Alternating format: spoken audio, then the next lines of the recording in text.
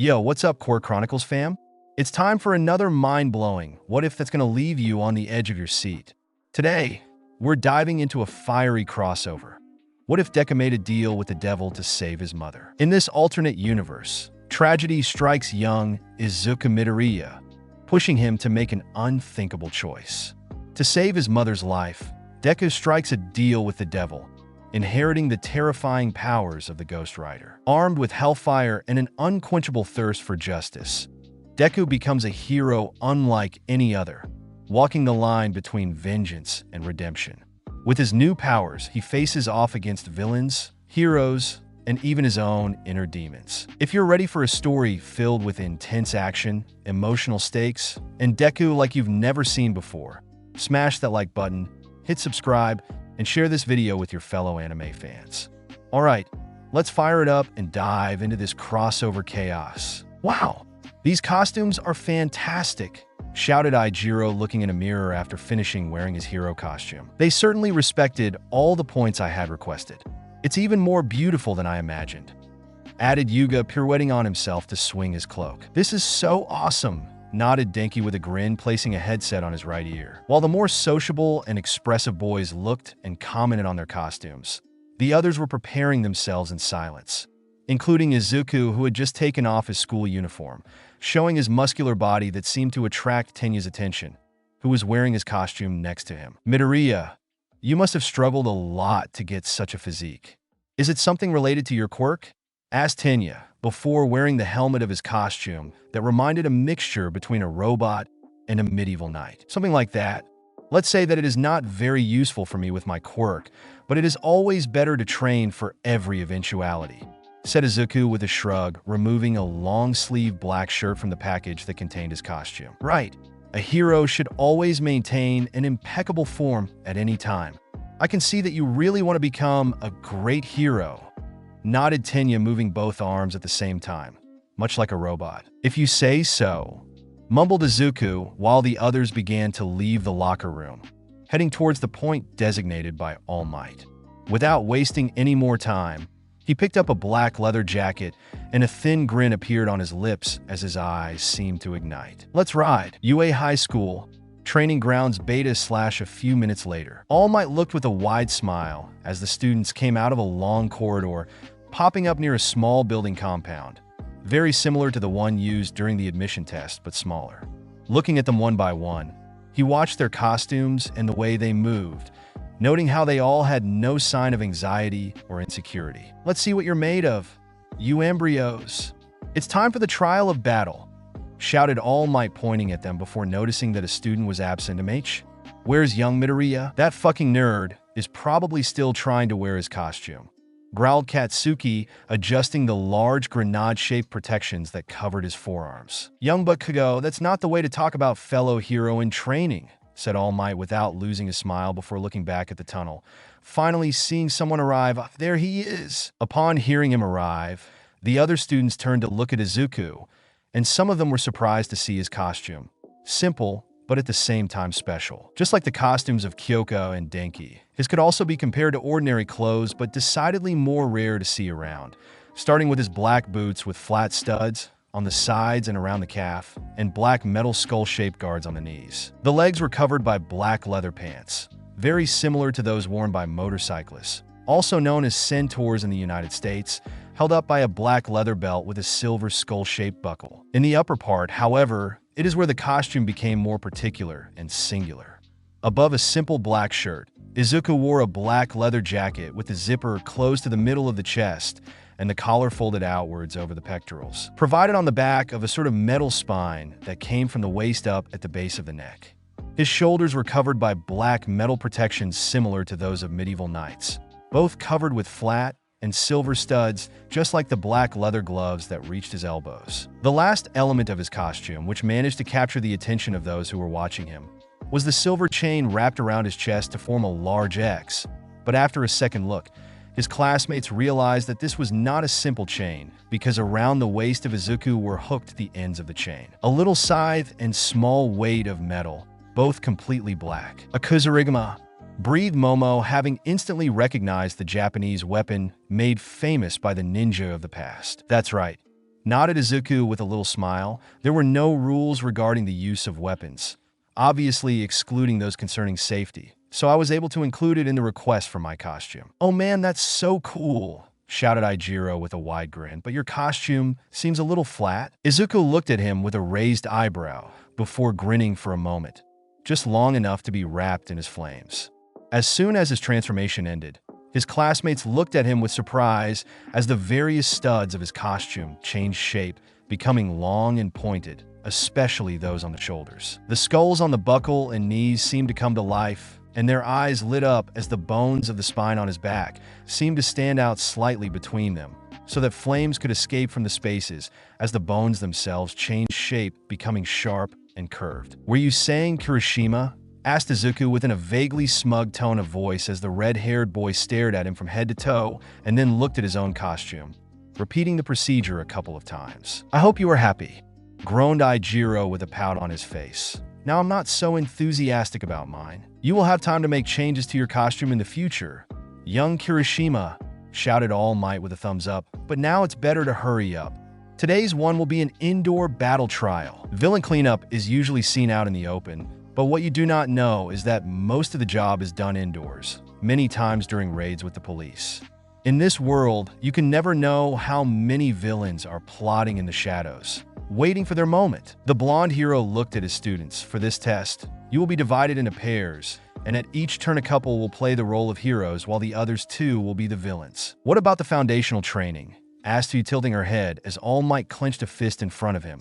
"This is foundational training, but this time there won't be any robot to destroy." As soon as he said that, some of the students began to ask questions that range from the sensible and pertinent ones to the useless and misplaced ones. "So how do we determine who wins and loses? Is it okay if we just blow our opponents away? Is there a threat of expulsion like with Aizawa-sensei's exercise? If we have to separate into groups, what is the best way to do it? Doesn't this cape look killer on me?" Upon hearing that last question, Izuku would have gladly hit Yuga in the head for his idiocy, but he refrained himself from doing so while All Might began to explain the rules of the trial and how the teams of heroes and villains would be formed.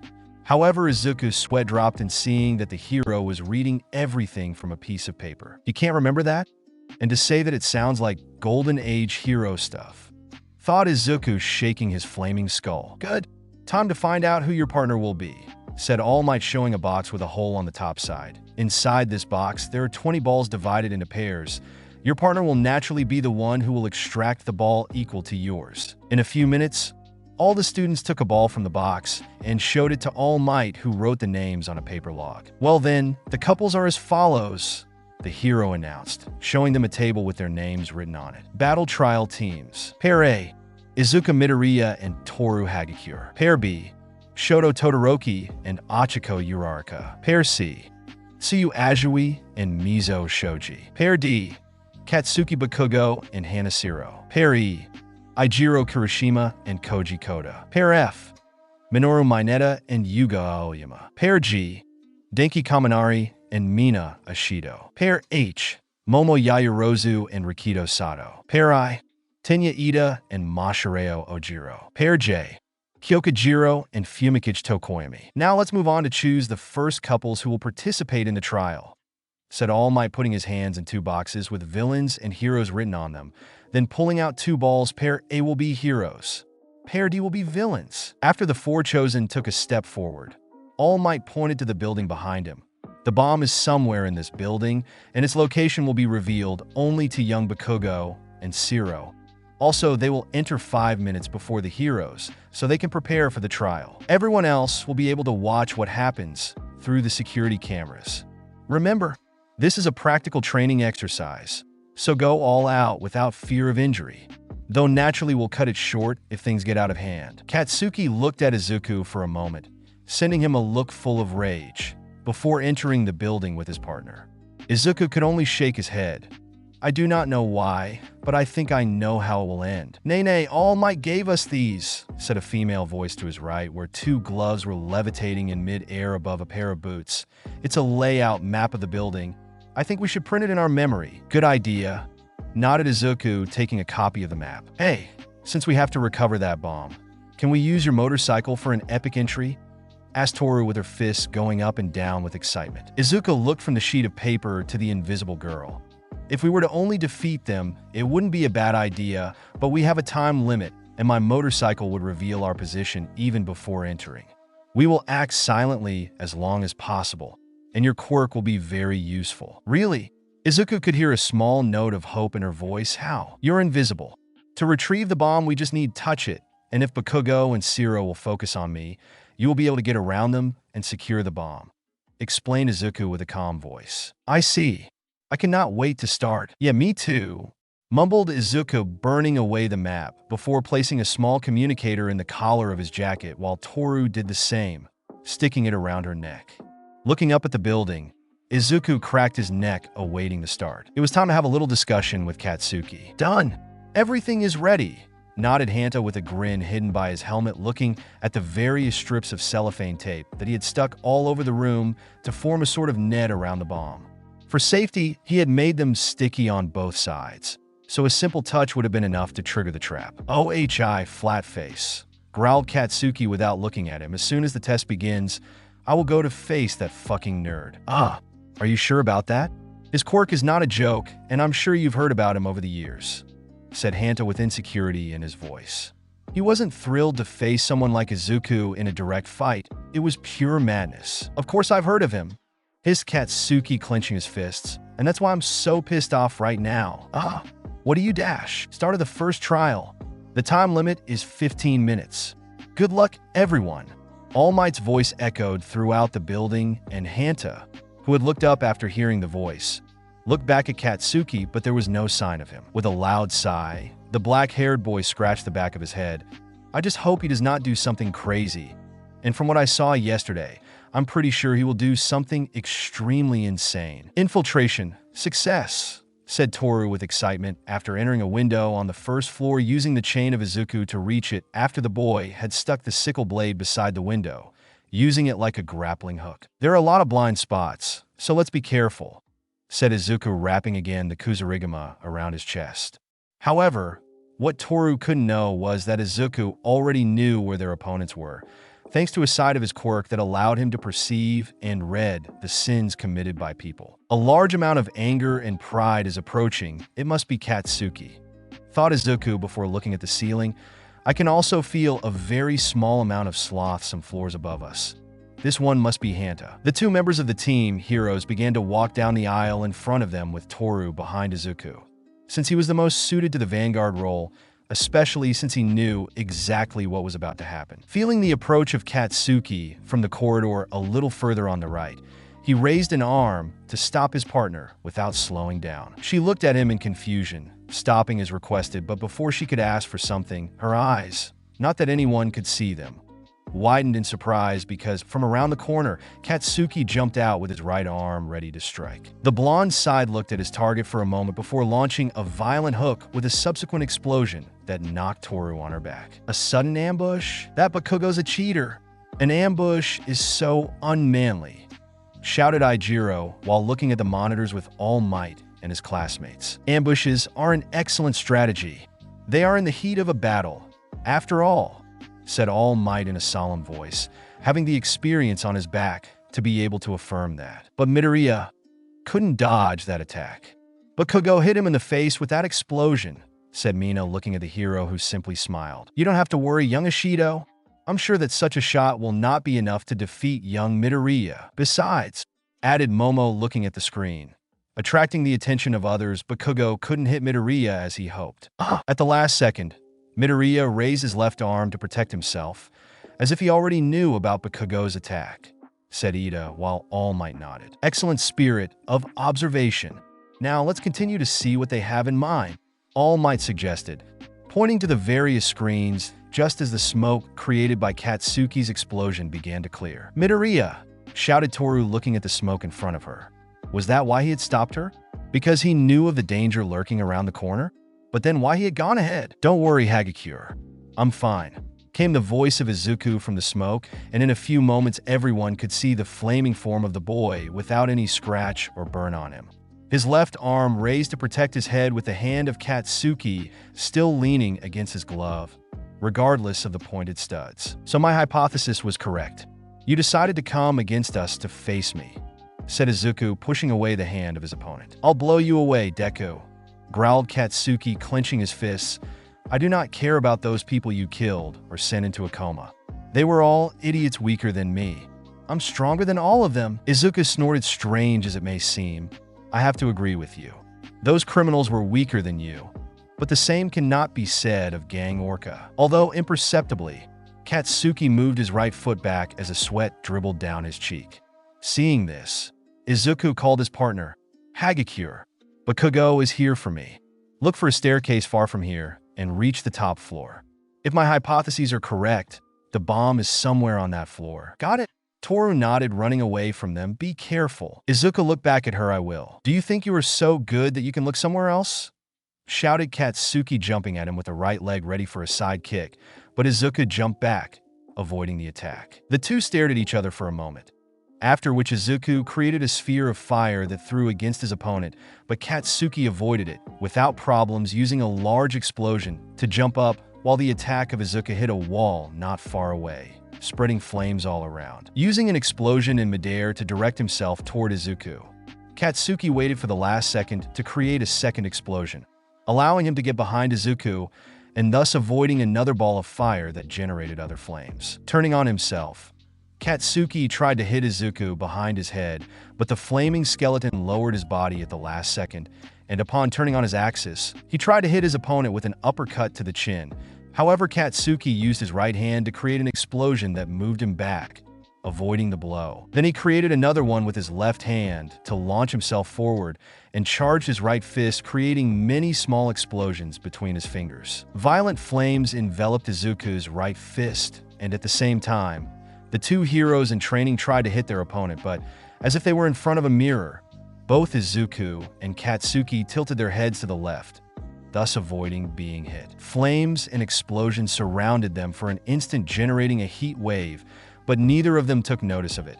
And with a single jump backwards, they again put a bit of distance between them. Why are not you using it? Asked Katsuki through clenched teeth. Are you looking down on me? Izuku tilted his head to the side.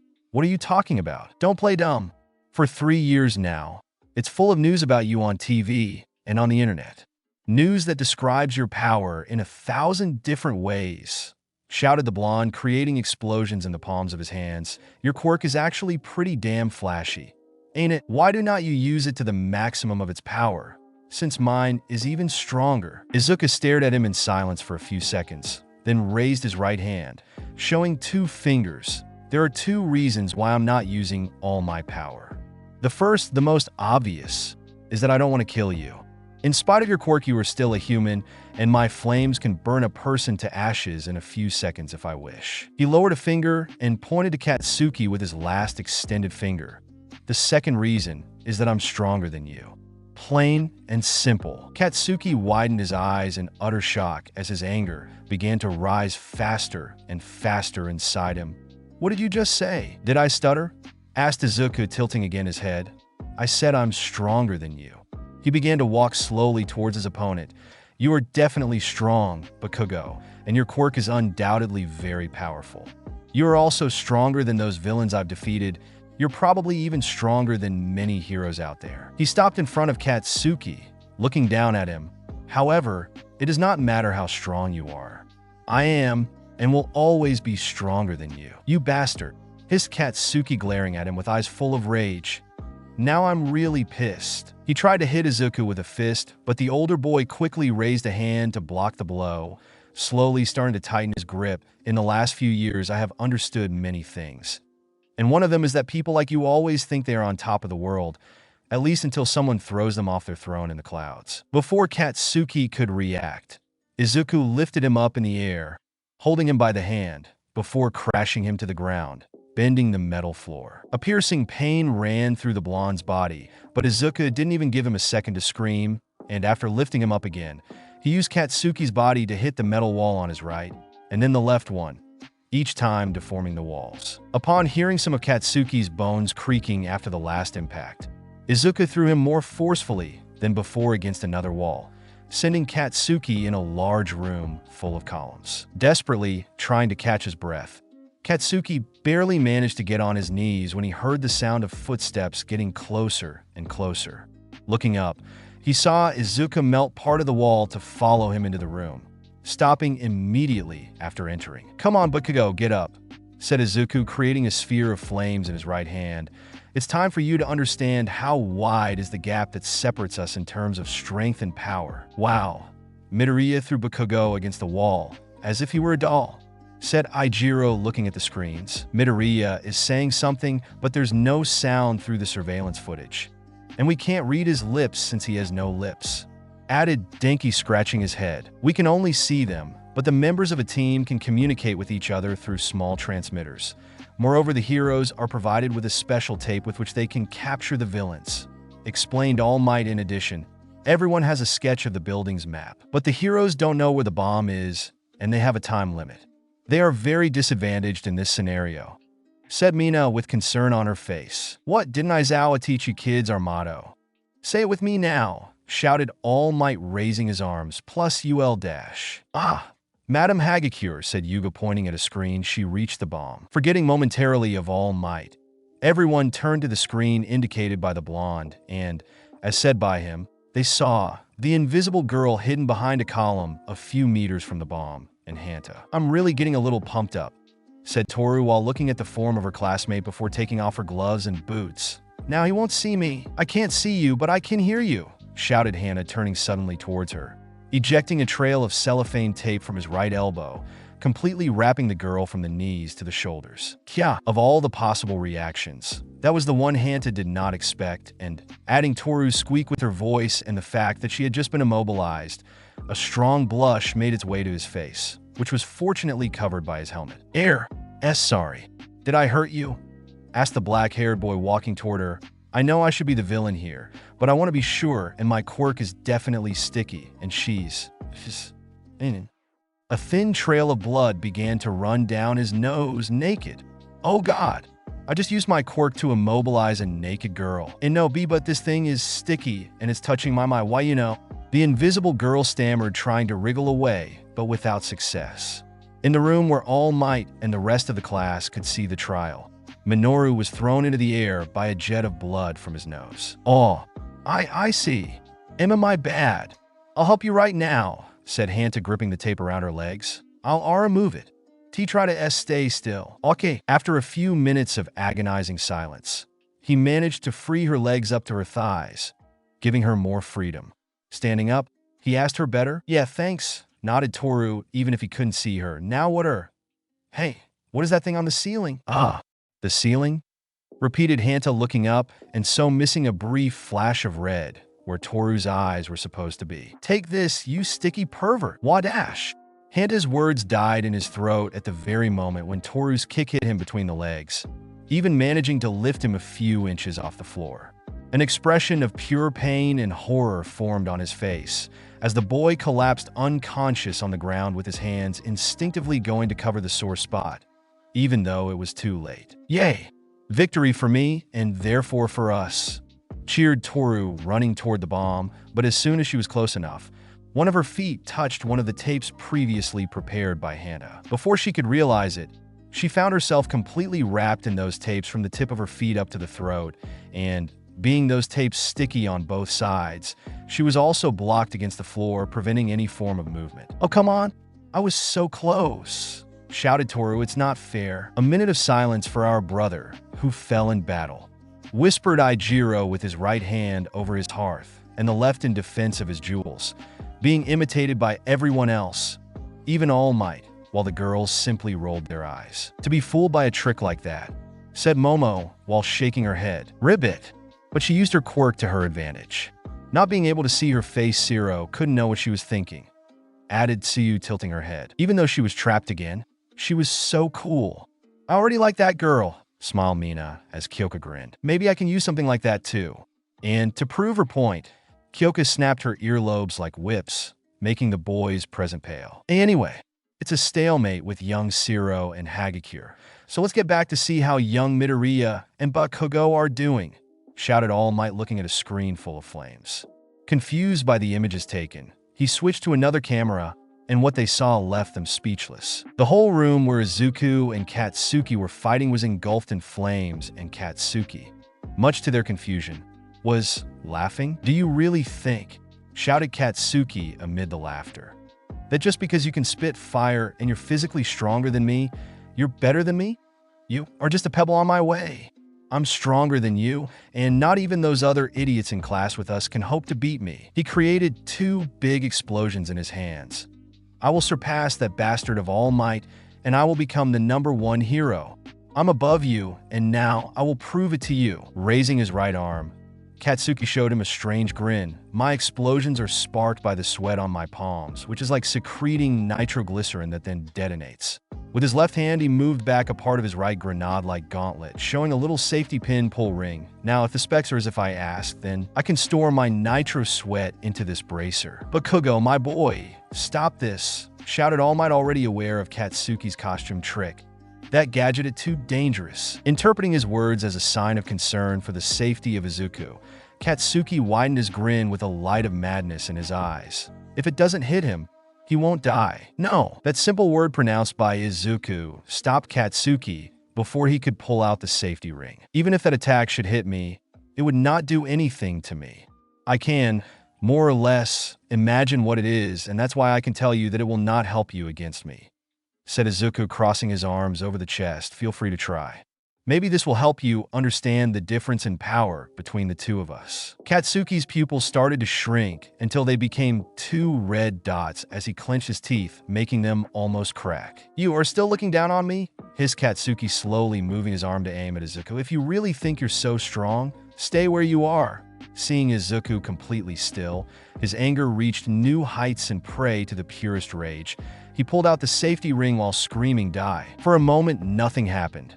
But then a huge cone of flames and explosions erupted from a small hole pointing at Izuku. The huge attack wiped away the floor and columns in front of Katsuki, getting closer and closer to his target. But then, when a few centimeters separated Izuku from the enormous cone of destruction, all the flames and explosions generated by Katsuki's attack vanished into nothingness, leaving only the flames created earlier by Izuku. Katsuki remained motionless, his arms still stretched forward with trembling eyes as his mind could not comprehend what happened in front of him. Similarly, All Might and his classmates were staring with eyes widened in disbelief at the various screens, without being able to say anything. Unlike Katsuki, whose view was blocked by his own attack, they saw the unfolding of the attack from behind Izuku, and so they could see his flames moving like a living being to form a sort of spiral in front of him, before devouring Katsuki's attack in an instant. "My attack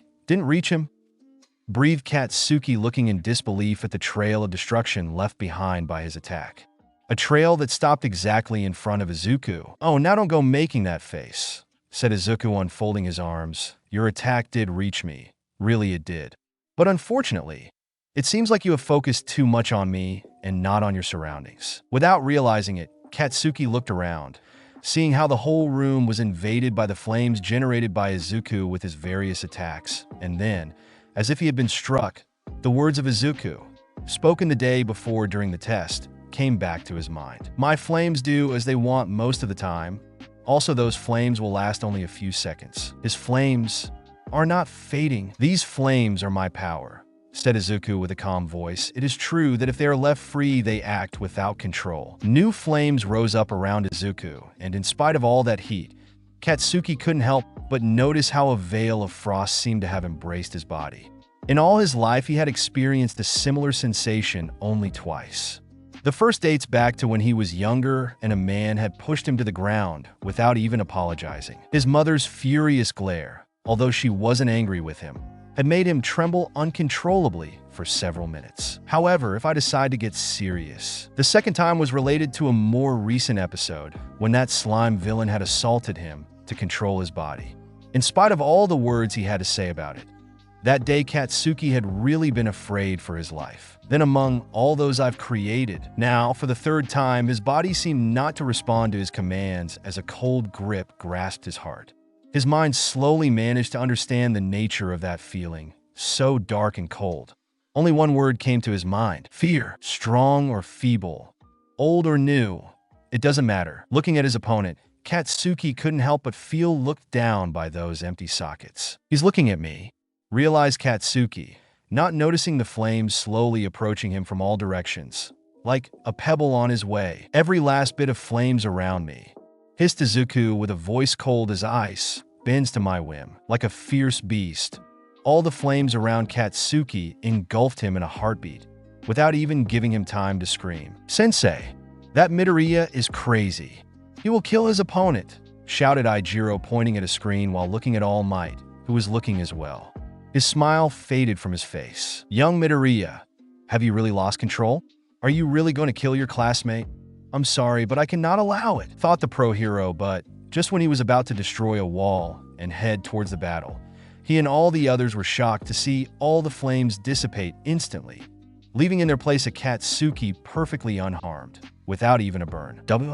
What happened? Asked Rakido, blinking a few times, but Bakugo hasn't been reduced to ashes.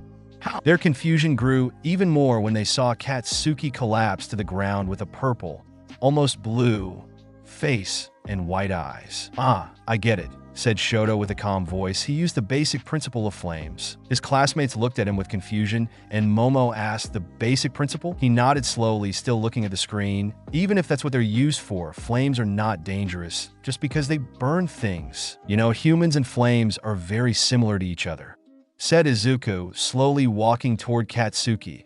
"Both destroy everything on their path if they are not controlled, and both need air to continue living." Looking down at the unarmed figure of his opponent, he snorted, "I hope this will teach you once and for all to recognize your limits, Bakugo, or next time I will not limit myself to make you faint because of the lack of air." After binding Katsuki's wrists with the tape used for the capture, Izuku headed for the bomb, finding himself in front of a rather comical scene as Hanta was still on the ground with some foam coming out of his helmet, and Toru was still stuck to the ground. "Do you need help?" "Yes, please," nodded the invisible girl, before being released thanks to the flames of Izuku.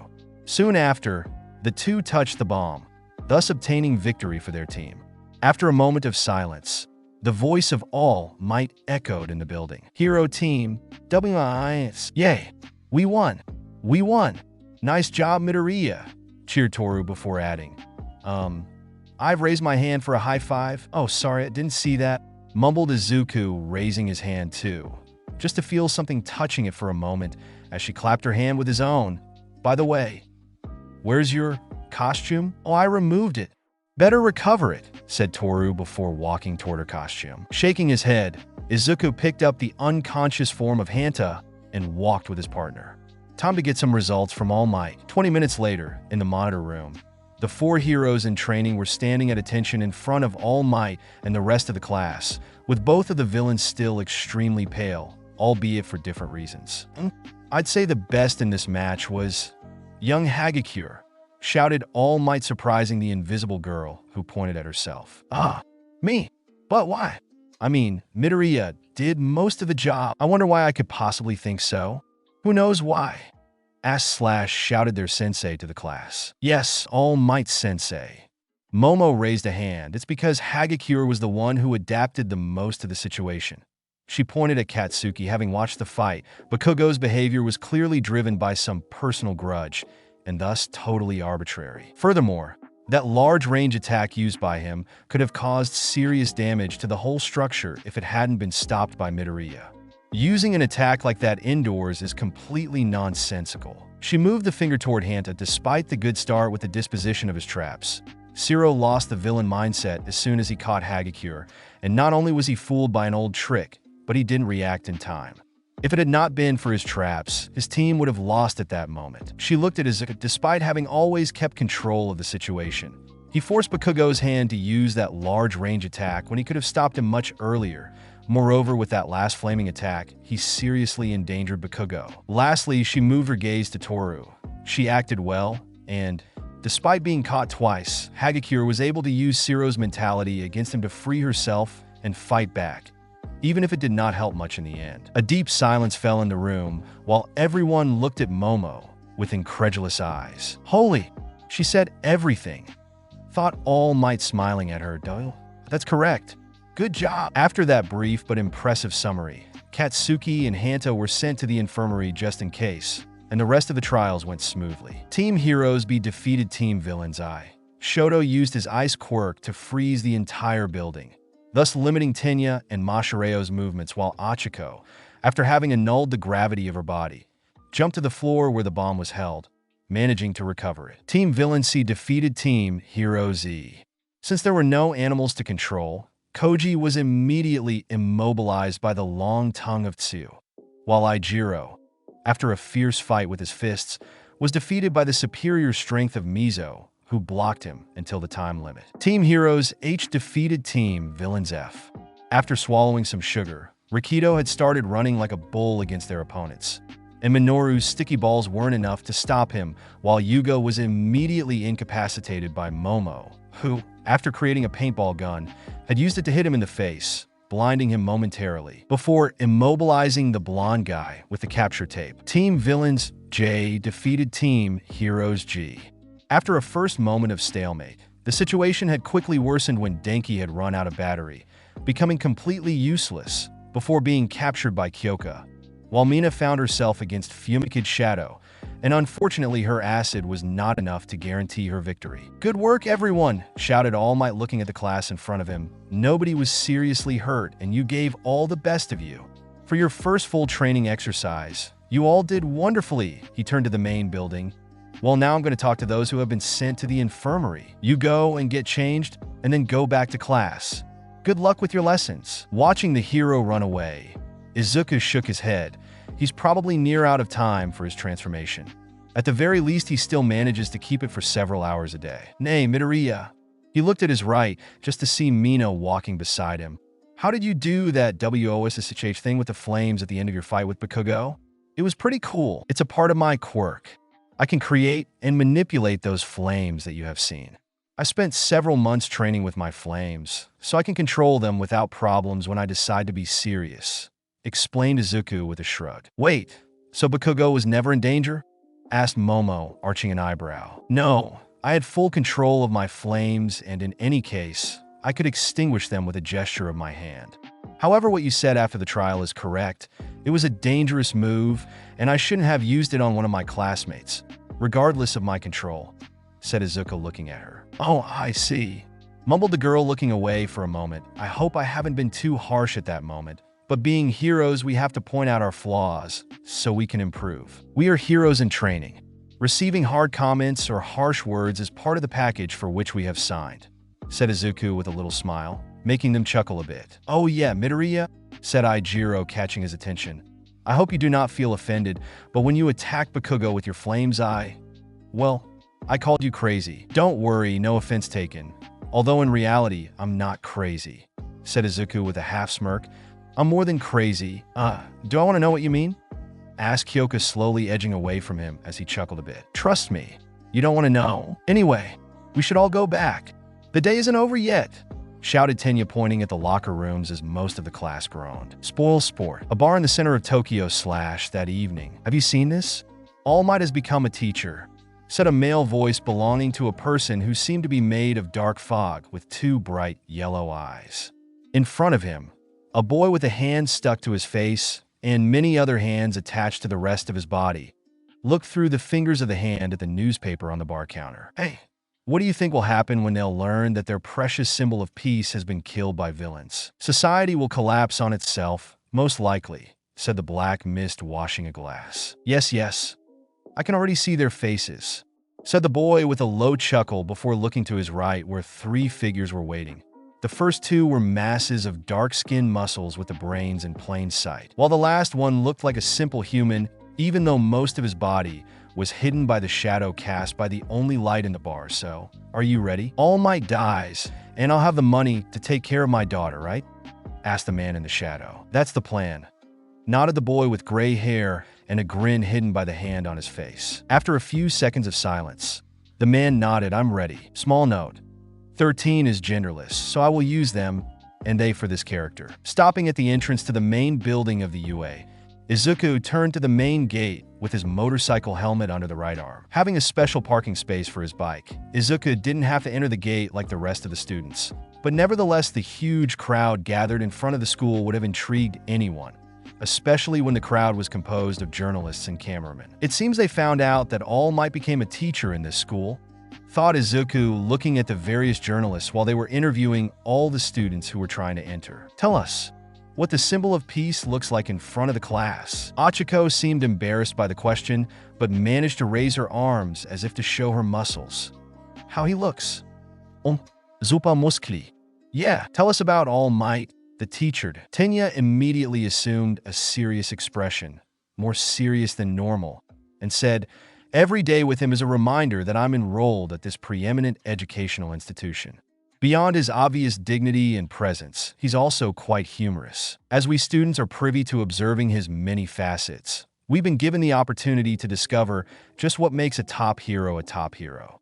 Also, when All Might is, "Wait a minute, you're that kid from the sludge incident. Fuck off," growled Katsuki, ignoring the various journalists. "Does all wow, dude.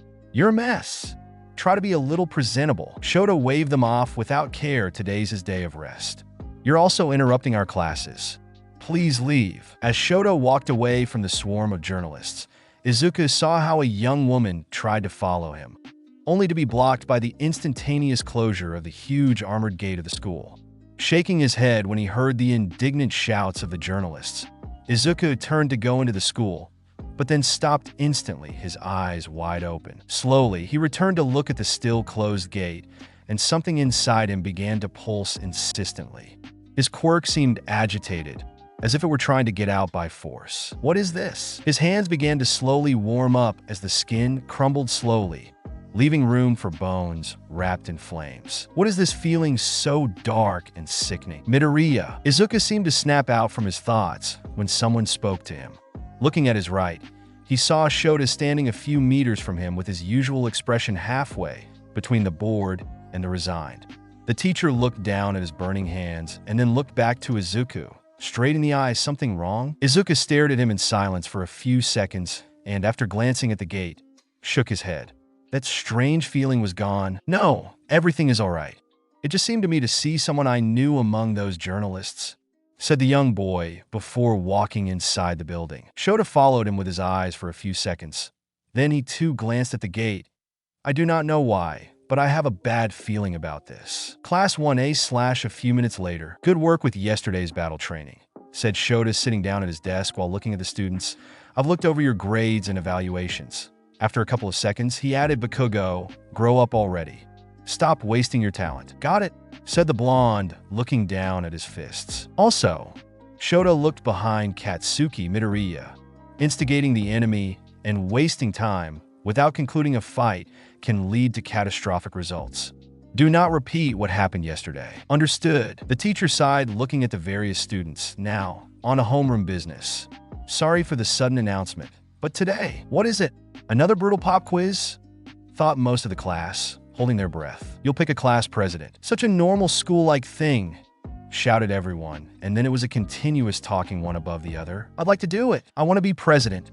Let me do it. In my administration, girls will have to show 30 centimeters of thigh. The position was made for me. I want to be a leader. Pick me." "Well, I think this enthusiasm is justified," thought Izuku, looking at the class. In normal schools, the position just entails mundane tasks, so nobody really wants to do it. But in the hero course at UA, it would mean leading the group, a position suited for a top hero in the making. But I see that not everyone is enthusiastic about this thing. And in fact, besides him, Shoto had not raised his hand, preferring to observe the unfolding of the matter. "Quiet down, everyone!" The whole class turned to look at Tenya, who had a tremendously serious expression on his face. Leading the many is a task of heavy responsibility. Ambition does not equate to ability. This sacred office demands the trust of its constituents. If this is to be a democracy, then I put forward the motion. He suddenly raised his trembling hand. That our true leader must be chosen by election. This is just a classroom, not Congress. "But Ida, we haven't known each other long enough to build any trust," said Tsuyu, looking at him, while Ijiro added, "And everyone will just vote for themselves. That's precisely why anyone who manages to earn multiple votes will be the best suited individual for the job," explained Tenya before looking at their teacher. "Will you allow this, sensei? No matter how you decide, just do it quickly. was the answer as Shoto was closing the zipper of his sleeping bag. And so everyone took a piece of paper and wrote a name on it, then putting the sheets inside a box created by Momo with her quirk. Subsequently, after a short count, the names of those who had received the votes were written on the blackboard, and the result was at least unexpected. Fine. So, you president is Yaoyorozu while your vice president is Midoriya, said Shoto while the students were mumbling about the votes. I got 2 votes? Thought Izuku looking at the blackboard. I wonder who voted for me. In less than 5 seconds, he immediately understood who it was because only 3 names were missing. Tenya, Shoto, and Achiko. Since he and Shoto hadn't had any kind of interaction, there was no reason he would vote for Izuku. So he must have voted for Momo, just like Izuku. Thus, the 2 anonymous supporters of Izuku were no longer anonymous. Even though the green-haired boy was particularly surprised that nobody had noticed that detail. Izuku and Momo stood in front of the class for a brief greeting, and while Momo seemed particularly happy with the result, her vice seemed at least annoyed or disinterested. Yaoyorozu was pretty cool while analyzing the battle training and all, said someone in the class. And Midoriya is definitely expert in the field. He can help us a lot. As the murmurs continued to grow, Tenya could not help looking at his desk with a defeated look. Lunch rush cafeteria / lunch break. So many kids here, said Achiko looking around while eating. Besides the hero course, there are also students from the support and business courses. We all come together for lunch, and this rice is tasty. The food is really good. Nodded Izuku sitting in front of her. So, care to tell me why did you 2 vote for me? Tenya and Achiko looked at him with surprised eyes. It wasn't really hard. I did not vote for myself. You 2 and Todoroki are the only ones who have not received votes, and I'm pretty sure he voted for Yaoyorozu just like me. Which leaves only you 2, explained Izuku with a shrug. I see. Well, I think your grit and decisiveness in a pinch would make you perfectly suited to lead us all. That's why I voted for you, said Tenya, eating a spoonful of curry. But didn't you want to be president too, Ida? Asked Achiko, looking at him. You've got glasses and everything. And what do the glasses have to do with all this? Thought Izuku with a sweat drop. Again, ambition and suitability are different matters. I humbly made the choice I felt was correct, explained the bespectacled boy. Humbly, repeated Izuku while Achiko looked at their friend with stars in her eyes. The way you talk. Ida, are you a rich kid? Seeing that Izuku and Achiko were staring at him intently, Tenya tried to hide in his plate of food. I do not want people to know it, so I try to hide it, but after a moment of silence, he sighed yes. Mine is a renowned hero family, and I'm the second son. Whoa, that's so cool, exclaimed Achiko, looking at them. Tenya asked, do you know of the turbo hero, Ingenium? Izuku raised an eyebrow while thinking about that name. If I remember correctly, he's a famous hero here in Tokyo. His office should be in a huge building where over 60 sidekicks work. So you're… Yes, he's my brother, nodded Tenya with a smile while settling his glasses. He leads the people with his unwavering adherence to rules and regulations. A truly beloved hero. It's my admiration for my brother that's inspired my own desire to become a hero. His smile seemed to diminish, becoming almost melancholy, though I realize I'm not yet ready to lead alone. That's why I thought you were the best candidate for that role, Midoriya. Izuku looked at him for a few seconds before letting out a low chuckle, confusing his 2 classmates. To think that I would meet his brother right here. I wonder if you can get faster than him with your quirk. Tenya tilted his head to the side. Forgive my ignorance, but I fear I do not understand. So he didn't tell you, said the green-haired boy with a little grin. About a year ago, Ingenium and I faced each other. Achiko nearly chocked with her rice, while Tenya's glasses were so close to falling on the ground that it was almost comical. Almost. What?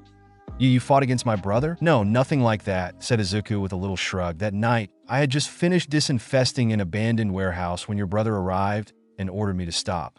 Obviously, I ignored him and left the warehouse with my motorbike.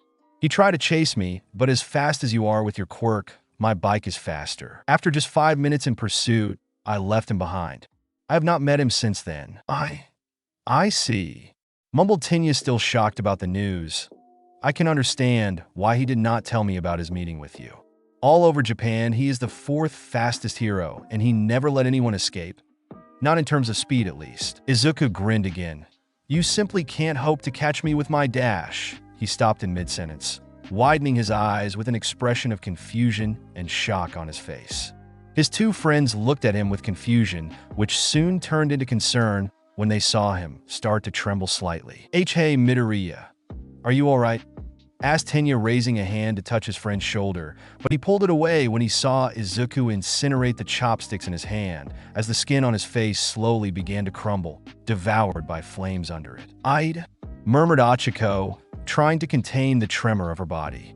She had already witnessed a transformation of Izuku, but not in this way, and it was frightening her a lot. It's that feeling again," growled Izuku, trembling even more while his hands were already wrapped in flames which were consuming his flesh like a hungry beast. "What feeling?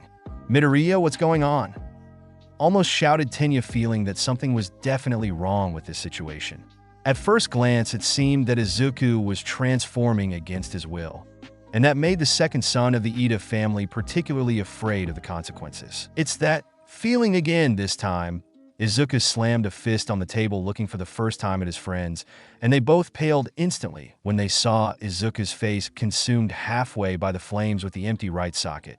But the iris of his eye was still visible, giving it an extraordinarily macabre and terrifying effect. Sitting near them, a young boy glared at them because of the noise they were making, but his anger quickly blurted out when he saw Izuku's face. "W at the dash." His words were immediately overwhelmed by the alarm of the school that resounded throughout the building, surprising all the students. "Security level 3 has been broken." An automated voice echoed throughout the room. "All students, please evacuate in an orderly fashion." That's when all hell broke loose. As a single entity, all the students started running towards the emergency exit without bothering about the order or evacuating in an orderly fashion. All but two students, currently sitting in front of a classmate who was slowly turning into a flaming skeleton under their eyes. Izuku gripped the edges of the table, melting it without care as his face was slowly burning away. Just when both his eyes disappeared into those flames, he managed to look at his friends run, acting instinctively. Tenya put his left arm around Achiko's waist and grabbed her wrist with his other hand, bringing her hand to her chest. It all happened within a second, but for him time seemed to slow down. "Uraraka, make US float." Achiko's mind could not even register her classmate's request, that her quirk was already working, and, using the strength of his legs together with his quirk, Tenya jumped backward, away from the table, just when an explosion of flames destroyed said table, making the whole hall tremble. Several students were thrown to the ground by the explosion, and those closest to Izuku were also wounded by his flames. But that event had the effect of silencing all those present who, paralyzed by fear, could only stare silently at a flaming skeleton who stood in the middle of the room, wrapped in a light haze caused by the contact of the fire sprinkler's water with its flames. At that moment, Tenya slammed into a window of the room, managing to protect Achiko from the impact, and when she canceled the effect of her quirk, he looked absently out of the window, being surprised to see Shota and present Mike in front of a huge group of journalists. Everyone was looking in his direction, alarmed by the explosion. "The press corps?" he whispered, still dazed by the impact against the glass, which was definitely resistant. His thoughts about it, however, were interrupted by the sound of approaching steps. Looking over to where he sat a few seconds ago, Tenya widened his eyes as Izuku was walking toward him, with the various students stepping aside to let him pass, fearful of being attacked by the flaming skeleton. Holding tight Achiko, he stepped aside like the rest of the students, and Izuku ignored him completely, before smashing the window with a simple fist, sending fragments of glass in all directions and shocking the journalists who were a few feet away from him. Is that Flaming Centaur? What is he doing here? No way. He's a student." Izuku completely ignored the journalists as he ignored the looks of the two heroes near him. Before anyone could ask him something, the roar of an engine was heard in the air, and from behind a corner of the building, a flaming motorbike came up and stopped just in front of Izuku. The skeleton then grabbed a chain positioned at the side of the bike and, with a quick movement of the arm, rolled it around his chest and then climbed onto the motorcycle. In a matter of seconds, the journalists had to throw themselves aside to avoid being hit by Izuku, who headed for the main gate, now reduced to a pile of debris. Without stopping, Izuku darted down the street, chasing the origin of that feeling that had driven his quirk to take control. It was so twisted, dark, and evil that even the sunlight had not managed to weaken the control of the quirk on the body of Izuku, who had never had such problems during the day. Feeling his target closer and closer, Izuku accelerated again, and, ignoring the cries of some passersby, slipped into an alley just in time to see a sort of black fog at the bottom and a person entering into it. At that moment, Izuku could only see grayish hair and dark clothes, but nothing prevented him from creating a sphere of fire in his right hand and hurling it at that person. Unfortunately, his target entered completely into the mist, which vanished instantly, thus avoiding the ball of fire that hit a rubbish bin, burning it into ashes. Looking around frantically, he realized that he was alone in the alley and there was no trace of his target. Moreover, that unnerving feeling had disappeared along with that person. It was at that moment that Izuku came to himself, managing to regain control of his body. Placing a hand on his face, Izuku shook his head slightly. What the hell happened? That's what I'd like to know, Midoriya. Izuku looked back and saw Shota walking toward him while a man who seemed to be made of cement was blocking the alley with his quirk. The news of All Might as a teacher was not enough. Now that they know you're a student, they will not leave us alone. Care to explain? Looking back at where he saw the black mist, Izuku said someone was there. I do not know who he or she was, but they practically forced my quirk to take control. Since I started using my quirk, I have never felt such a distorted and wicked feeling. All the villains I have faced up to now seem to be school bullies in comparison. Shota narrowed his eyes. Probably he was following the same person who destroyed the front gate. I do not like it. Aizawa, we should go back. The principal will have his work to do with this situation, and it would be better to keep a low profile as much as possible, said the other hero walking toward them. Shota nodded before looking at Izuku. Midoriya, go back to school, but try to pass through uncrowded streets. Also, as soon as you can return normal, so as not to arouse too many suspicions. What will you say to the press? The principal will think of something. Now go, said Shota with a shrug, and after a nod, Izuku left the alley. What do you think about it, Aizawa? Asked the man behind him. The situation could get drastically worse now that the journalists have seen Midoriya. I know, but it was destined to happen. If not now, for sure at the sports festival, replied Shota with a sigh. Let's go back. The day it's not over. Class 1A/ a few hours later. Well, as you have probably seen or heard, the situation is not the best, said Shota sitting at his desk. The principal has already called a press conference to explain the presence of Midoriya in this school, and for sure the journalists will be even more numerous now that they know they can interview All Might and Flaming Centaur at the same time. So, given the recent events, it would be better to remove Midoriya from the role of vice president and entrust that task to someone else. Izuku said nothing, having no problem with that decision, but then their teacher turned to him. Midoriya, do you have someone in mind? Some of the other students looked at Shota, then at Izuku, and back to Shota. Aizawa Zenzai? Is it right? I mean, after what happened in the hall, said Denki, looking a bit insecure of his words. Shota sighed again. Everyone, you must know that Izuku's transformation wasn't spontaneous. Someone or something made him transform against his will. Seeing their shocked expressions, he added before accepting his application for registration, we did some tests, and we are sure it was not a spontaneous transformation. We are also close to finding out who or what caused the accident. The various students seemed to calm down, and some glanced apologetically at Izuku, who merely nodded back at them. He certainly could not be angry with them, since they did not know each other well yet, and they had seen him during one of his rather violent moments. His thoughts, however, were centered on that person who he had seen fading into the black fog. Whoever it was definitely dangerous if the aura of evil that emanated meant something. So, Midoriya, anyone in mind? Asked again Shota with an annoyed tone of voice. Yes, Ida is perfect for the role, nodded Izuku, pointing at Tenya, who looked at him in surprise. Yeah, Ida helped a lot of students after you left with your bike, said Ijiro with a big grin. True. He was also trying to guide the students toward the exit in a civil and orderly manner, added Rikito with a nod, and the others nodded as well except a few. Whatever, just get on with it. What a waste of time, hissed Shota, glaring at them with narrowed eyes, making them shiver. After standing up, Tenya stood next to Momo, in front of the whole class. I'll accept the job then. I hope to be useful, Yaoyorozu. If you need something, do not hesitate to ask. All right, let's do our best. nodded Momo with a little sweat drop while feeling serene in knowing that her position as president was not at risk. Now that it's over, open your book. The day it's not over, ordered Shota, and most of the class groaned at the thought of the next hours of boredom. At the same time, however, the school principal was in front of what remained of the gate together with 3 teachers of the institute. With his hands behind the back, the little humanoid animal looked at the piles of rubble with a serious look. No ordinary reporter could have done this.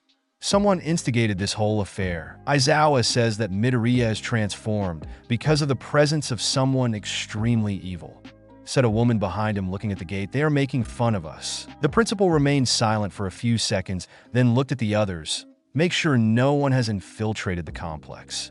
Keep the alert level 2 until we have fixed the gate. I want at least 5 teachers always present inside the institute. Yes, sir, said 2 of them walking back while the oldest of them, a little woman with gray hair, looked at the principal. What are you going to do, Nizu? Or now I will reinforce the school's defense systems with the addition of some security cameras. We cannot allow students to be endangered so easily. Today's was just a message, but I am sure that soon we will be forced to act against this new threat, explained Niza, looking back at the gate one last time. Difficult times awaited him and his school, and unfortunately for them, the students were too close to the eye of the impending storm. Class 1, A/ the next day. Now for today's basic hero training, said Shota, walking inside the class after the lunch break. This time All Might, myself, and 1 other will supervise you. What are we going to do, Aizawa-sensei? Asked Hanta, raising his hand. Some of his classmates had wondered if the pain between his legs had already passed, but no one had asked Hanta about it, so as not to remind him of that horrible moment. Prepare yourself for disaster relief, from fires to floods. Shota showed them a card with the word rescue on it. It's rescue training. Rescue, huh? Sounds like another rough day, remarked Denki, looking at his classmates. On his right, Mina grinned, right? I cannot wait to start. Come on, this is what being a hero's all about. I'm pumped, added Aijiro, raising a fist. I'll be right at home in the flood. Ribbit, said Tsuyu, as always with her completely neutral expression. Hey, I'm not done. A quick glare from Shota, and the class was again silent. Raising a remote control, he activated the secret compartments of the class, showing their costumes. It's up to each of you whether or not you wear your costumes, as some of them are ill-suited to this sort of activity. The training site is a bit remote, so we'll be going by bus. That's all. Get ready. And with that, all the students went for their costumes. A few minutes later, the whole class was ready to leave next to a school bus. Line up according to your ID numbers, shouted Ida, pointing at the bus. Fill those seats in an orderly fashion. Shouldn't that be your job? Asked Kyoka, looking at the class president, who sighed. Yes, but Ida wanted everything to be perfectly neat, so he asked me to manage the seats on the bus. Explained Momo before noticing something. Where's Midoriya? Just when the others noticed his absence, the young boy arrived on board his motorcycle, but with the addition of a motorcycle helmet to cover his entire head. Stopping next to his classmates, Izuku raised the helmet visor. I'm ready. We can leave. Why did you get your bike? Asked Achiko with a raised eyebrow, while most of the boys were looking at his vehicle with stars in their eyes. You never know when it might come in handy, and I do not like leaving it alone, explained Izuku with a shrug. TSK? Bike nerd, growled Katsuki, getting on the bus with the rest of the class. Izuku rolled his eyes in annoyance. After his humiliation, Katsuki had become quieter, but he was still an ass with many of the others, and although he no longer tried to openly challenge Izuku, the blonde boy hadn't stopped showing disdain for the older boy. In all honesty, Izuku did not care much. At least he had made Katsuki desist from continuing to provoke him to start a fight. That said, he lowered the visor again and set off on his motorbike, following the bus to the outside of Tokyo. After a short journey of about 20 minutes, during which Izuku would swear he saw Katsuki ready to jump to Denki's throat for something he had said, the class found itself in front of a huge dome-shaped building. After entering, the students were amazed to see various catastrophic scenarios reproduced in various parts of the building. Whoa, look at that. It's huge. Maybe it's bigger than UA. Is this Universal Studios Japan? There's the flood zone, landslide zone, conflagration zone, and many others. Every disaster and accident you can imagine, said a strange genderless voice that made all the students turn towards the main staircase, where they saw appear a person dressed in a kind of spacesuit. I built this facility myself, and only recently I managed to expand it. I call this place the Unforeseen Simulation Joint, so it really is USJ. Thought some of the students while Mira pointed at the newcomer. It's the Space Hero 13, a gentleman hero specialized in rescue scenarios. Wow, I love 13, shouted Achiko, jumping on the spot with a huge smile on her face. Ignoring the enthusiasm of his students, Shota approached his colleague. 13, where's All Might? I thought he was meeting us here. About that, senpai. 13 moved closer to him. It seems that there were some emergencies, and he had to go to the other side of Tokyo to stop some villains. He called me a little while ago and told me that he will try to hurry up to be here before the end of the lessons. The height of irrationality? He's a teacher now. Well, so be it. Let's get started, said Shota, looking away. We should be on guard. Just in case. Before we do, I have 1 or 2 points to explain. Or 3. Or 4, said 13 while the student's sweat dropped. As I'm sure many of you are aware, my quirk is called Black Hole. It can suck in and tear apart anything, and you've used it to save people in all sorts of disasters, added Mina with a smile, while Achiko was nodding so quickly that she left after images of her head. Indeed, however, my quirk could easily kill. I've no doubt there are some among you with similar abilities. 13 glanced quickly at Izuku before resuming. In our superpowered society, the use of quirks is heavily restricted and monitored. It may seem that this system is a stable one, but we must never forget that it only takes one wrong move with an uncontrollable quirk for people to die. They raised a hand towards Shota. During Aizawa's physical fitness test, you came to learn of your own hidden potential. They raised the other hand. Through All Might's battle training, you experienced the danger that your respective quirks can pose to others. This class will show you a new perspective. You will learn how to utilize your quirks to save lives. Looking at the students, they saw that they had their unwavering attention. Your powers are not meant to inflict harm. I hope you leave here today with the understanding that you're meant to help people. With a deep bow, they concluded their speech. That is all. I thank you for listening. He's so great. Bravo.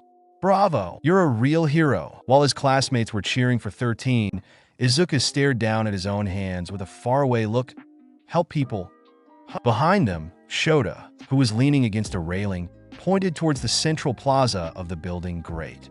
First off, suddenly, a light sound caught his attention, and looking towards the plaza, he saw a sort of black hole appearing from nothing, expanding more and more. The pro-hero narrowed his eyes, feeling the hairs on the back of his head stand on end, and after a few moments, a hand appeared from that strange black fog, closely followed by a head whose face was covered by an amputated hand. However, a lonely red eye was clearly visible between the fingers of that hand, and a simple look was enough for Shota to understand the gravity of the situation. Huddle up and don't move, shouted Shota, surprising the students who looked at him, thus missing the face of Izuku, who was looking at the ground with a strong twitch in his eyes. 13.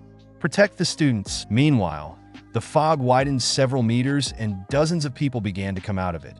First of all, a young boy whose upper body was covered with several amputated hands, immediately flanked by 2 huge black muscular creatures with their brains on display. The heroes in training looked down as well, and Ijiro asked, "Who the heck are those?" No one seemed to notice the sudden increase in the surrounding temperature. More battle robots?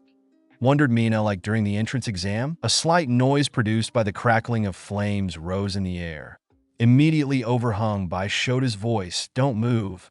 Those are villains. The explosion that followed that inhuman roar knocked the students and the 2 heroes to the ground, attracting the attention of the criminals below. Among them, a man with a gas mask and horns just had the time to see a column of flames before being crushed to the ground by someone who shattered his skull with a foot, killing him instantly and raising a cloud of dust. For the surrounding villains, time seemed to slow down. They had just come out of the portal created by one of them, ready to kill some brats, when a sudden explosion had caught them off guard, and, soon after, something had crushed one of them. Slowly, they saw something emerge from the cloud of dust and smoke, and all the fighting spirit they had had up to that point was swept away, leaving room for the purest form of fear. a white skull wrapped in flames, empty sockets able to look into the deepest of their souls. A chain set on fire with a small scythe that scraped the ground, a slight growl that seemed to come out of the depths of hell. Over the years, few things had managed to become so truthful and at the same time exaggerated that they could shake even the depths of the criminal world. The first was the arrival of the Emperor of the Underworld, he who dominated everything from the darkness. All villains feared him, and many of them had tried to get his attention to be recognized by him. The second was the opposite of the first. All Might had become in a few years the Black Man for the villains, an imposing and threatening figure that no villain had the courage to face openly. However, both paled in front of Flaming Centaur's presence, a demon from hell with the sole purpose of killing them all, from the first to the last. Many villains had even decided to change lives to save themselves from his fury, and many had tried to fight against him. None of them survived. At that moment, all those stories, all those legends about Flaming Centaur were echoing in the minds of all the villains around him. Some of them fell to their knees, now resigned to their end. Others took a step back, hoping to escape from his flames. Why is he here? We are doomed. He will kill us. This was not part of the agreement, shouted a villain looking at the boy with hands on his body. You told us about All Might and some brats. You didn't tell us that he was here. Flaming Centaur, said the boy looking at the skeleton without showing fear. I thought the news about your presence at the UA were just lies invented by some journalists, since there were no images to confirm their words. Instead, they seemed to be right. He looked at the other students who were again on their feet, looking down at the villains. And All Might is not here. Looks like we'll have to lure him out by killing some of his students. He looked back at Flaming Centaur, who was pointing at him, guilty. I do not know what you mean, but I did not come here for you, although you've killed many possible recruits for my cause. If you insist, I will kill you too, said the boy, tilting his head to the side. Izuku growled at him, and after rolling it over his head, he threw the scythe of his Kuzurigama towards the boy. Nomu, with surprising speed for one of its size, the creature to his right, which had a face similar to a bird's beak, blocked the weapon with one hand before it could hit its master. Izuku did not seem to react to the failure of his attack, but before he could retract the chain, the creature named Nomu jerked him forward, causing Izuku to fly toward them. When he was close to them, Izuku prepared to use his flames to burn his target, but the second Nomu, which had only its lower jaw without even the eyes, raised both the arms and, joining its hands like a mallet, hit Izuku from above. The impact generated a violent shockwave that knocked many of the villains to the ground, but the pale boy did not pay much attention to them, and when Nomu raised its arms, he saw the ground reduced to an expanse of rubble and no trace of Izuku, if not the scythe protruding out of the rubble. So much for that unstoppable monster, said the boy looking at his fellow villains. Don't stay there doing nothing. Go kill those kids. The various villains seemed to recover from the shock. Flaming Centaur had lost? He had been defeated? So he was not as strong as the story said, with a new energy flowing inside them. Excited by having just seen Flaming Centaur's defeat, they shouted in approval and turned to the staircase that separated them from their victims. The pale boy advanced along with the Nomus, but after a few steps, he heard the noise of some rubble being moved behind him. Before he could turn around, a gloved hand grabbed his right shoulder. Hey, hands whole. And immediately afterwards, he was turned with a strong tug, making him end up face to face with an unscratched Izuku, who already had his right arm bent backwards, ready to punch him in the face. Both Nomus couldn't react in time when Izuku launched a violent fist aimed at their master. But before Izuku could hit his enemy, a wall of sand rose between the two, blocking the fist of Izuku. Slowly, to his right, the sand began to move as if having its own life, assuming a humanoid form without any detail. Took your time, I see, said the pale boy looking at the sand mass. I'm here now. That's what matters, replied the sand with a distorted male voice before looking at Izuku, who was looking back with a growl and his fist still blocked by the wall of sand. He was not expected to be here. I know. That's why you're going to stop him while we go on with the plan, said the boy with a hidden grin. Kirojari moved them. Behind Izuku, the black fog had now assumed a humanoid shape with two bright yellow eyes and metal plates on what appeared to be the neck in that form. With a movement of the arms, the same fog from before formed around Izuku and the mass of sand, swallowing them in a few moments, and thus making them vanish into thin air. "Now what, Tamura Shigaraki?"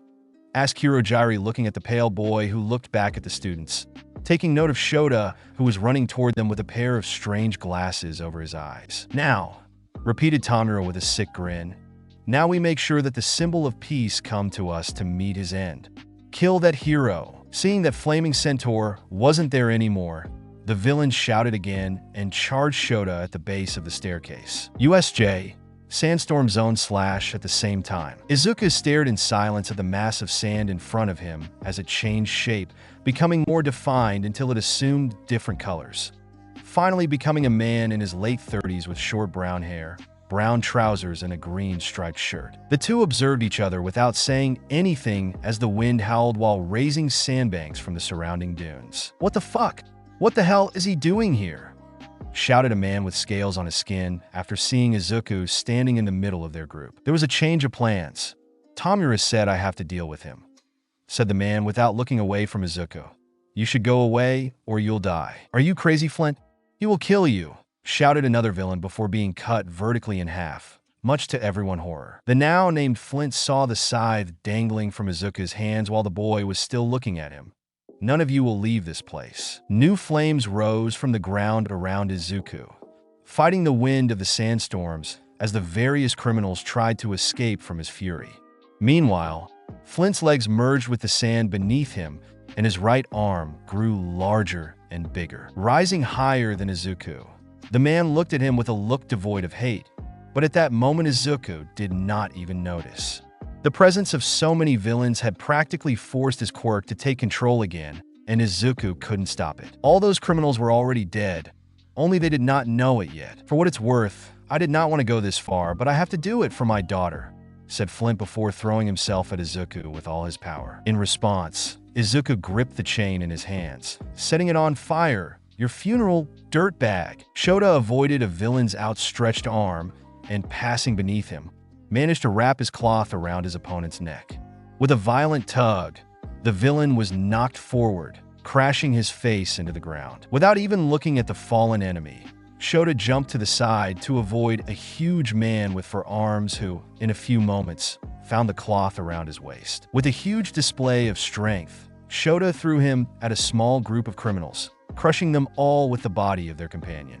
Immediately after, he jumped up to avoid a blade of ice and launched himself at the enemy who had attacked him, breaking his nose with a knee. The other villains continued to throw themselves at Shota to try to defeat him, but the pro hero continued to avoid their attacks, succeeding in neutralizing them with his cloth. "He's good at hand-to-hand, and those goggles hide his eyes, so we don't know whose quirk he's canceling," said Kirojiri, looking at the fight. "Even a whole mob of us isn't slowing him down." "I see. Eraserhead is really dangerous, as they say." "You hate pro heroes?" growled Tamura, scratching his throat with 2 fingers. "Ordinary villains don't stand a chance against him." Kirojiri, the brats. "Understood."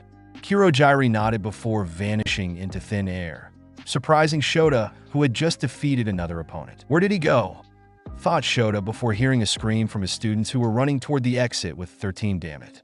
In the blink of an eye, that guy may be the deadliest one here. With the class, 13 had the students stop when in front of them, the villain made of black fog appeared from the ground, spreading out to the sides to block the passage. "Greetings.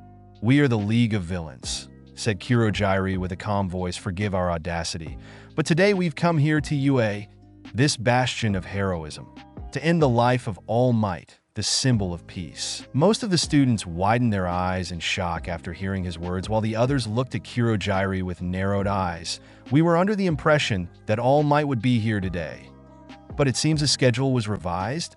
Well, no matter." The tip of a finger of 13 opened, preparing for the impending attack. "My role remains unchanged." Suddenly, 3 figures ran towards Kirojiri, surprising him with their speed. "Not if we end you first," shouted Ijiro, slashing at the black fog with his hardened arm.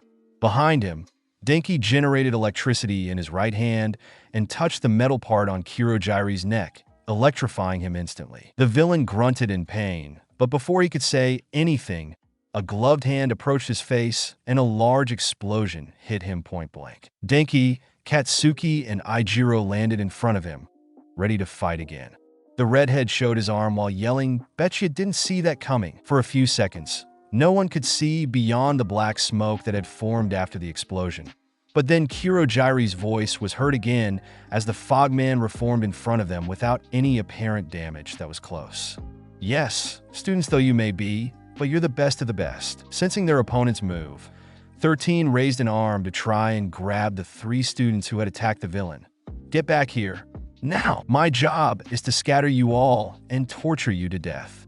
Now be gone," shouted Kurojire, and before the students could react, the villain generated an enormous amount of black fog from his body, surrounding the whole group. Surprised by the powerful gust of wind generated by his power, most of the students couldn't defend themselves, but Tenya managed to grab Achiko and Yuga and then jump away before a dome of darkness surrounded the rest of their classmates. Looking back, Tenya's eyes widened in horror. "Everyone, that was a really good jump, Ida," breathed a male voice behind him, and the bespectacled boy was surprised to see a terrified Minoru attached to his back thanks to a sticky ball.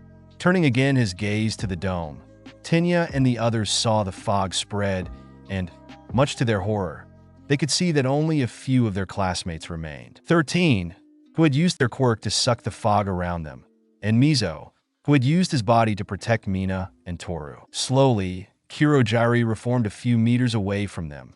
"It seems I missed someone. Well, it does not matter. None of you will go beyond this point. What do we do now?" asked Minoru, looking at the villain with scared eyes. "Everyone stay calm," said 13, narrowing their eyes. "I'll take care of him. You need to escape and warn the principal." "What about the others?" shouted Tenya, looking around. "We don't know where they are. They've been scattered, but they're all in the facility," said Mizo, whose dupli arms had turned into ears and eyes to look for their classmates. Mina looked back at Kurojire. "Physical attacks are no good. He just warps away. This guy's quirk is too tough to handle." "Class vice president," said 13, catching Tenya's attention. "Yes, you need to go. The alarms haven't sounded and the phones are not working. Someone is interfering with the system, and whoever has hidden themselves well. That being the case, our best option is for you to go back and report what's happening here," explained 13, still looking at Kurojire, who was waiting for them. "I can't abandon my class with Dash. Just go, Ida," shouted Mina, cutting him off. "With your speed, he won't catch you. There must be some alarms outside. If you can get out, he won't be able to follow you," added Mizo, stepping forward. "We will support you in the most elegant way," said Yuga with a wink. "Just like in the cafeteria," nodded Achiko, looking at him with firm eyes. "We can, and we will provide all the support you need." Tenya clenched his fists, not knowing what to do. He couldn't abandon his classmates, but at the same time, he could not stay there without doing anything. "Ida." The voice of 13 shook him out of his internal conflict. "Please, your quirk to save us all. Do it, aside from the fact that you have no hope," said Kurojire, advancing toward them. "What sort of fool discusses strategy in front of the enemy? It hardly matters if you overheard," said 13, opening again the tip of their finger, starting to suck Kurojire with their quirk. "You can't stop us." "You say so, but," started Kurojire, not at all worried by his opponent's quirk.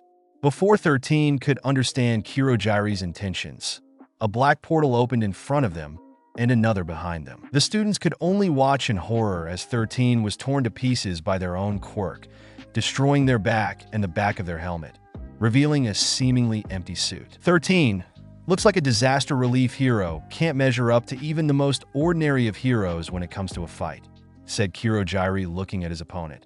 "And now you find yourself ripped apart by your own power. He warped me.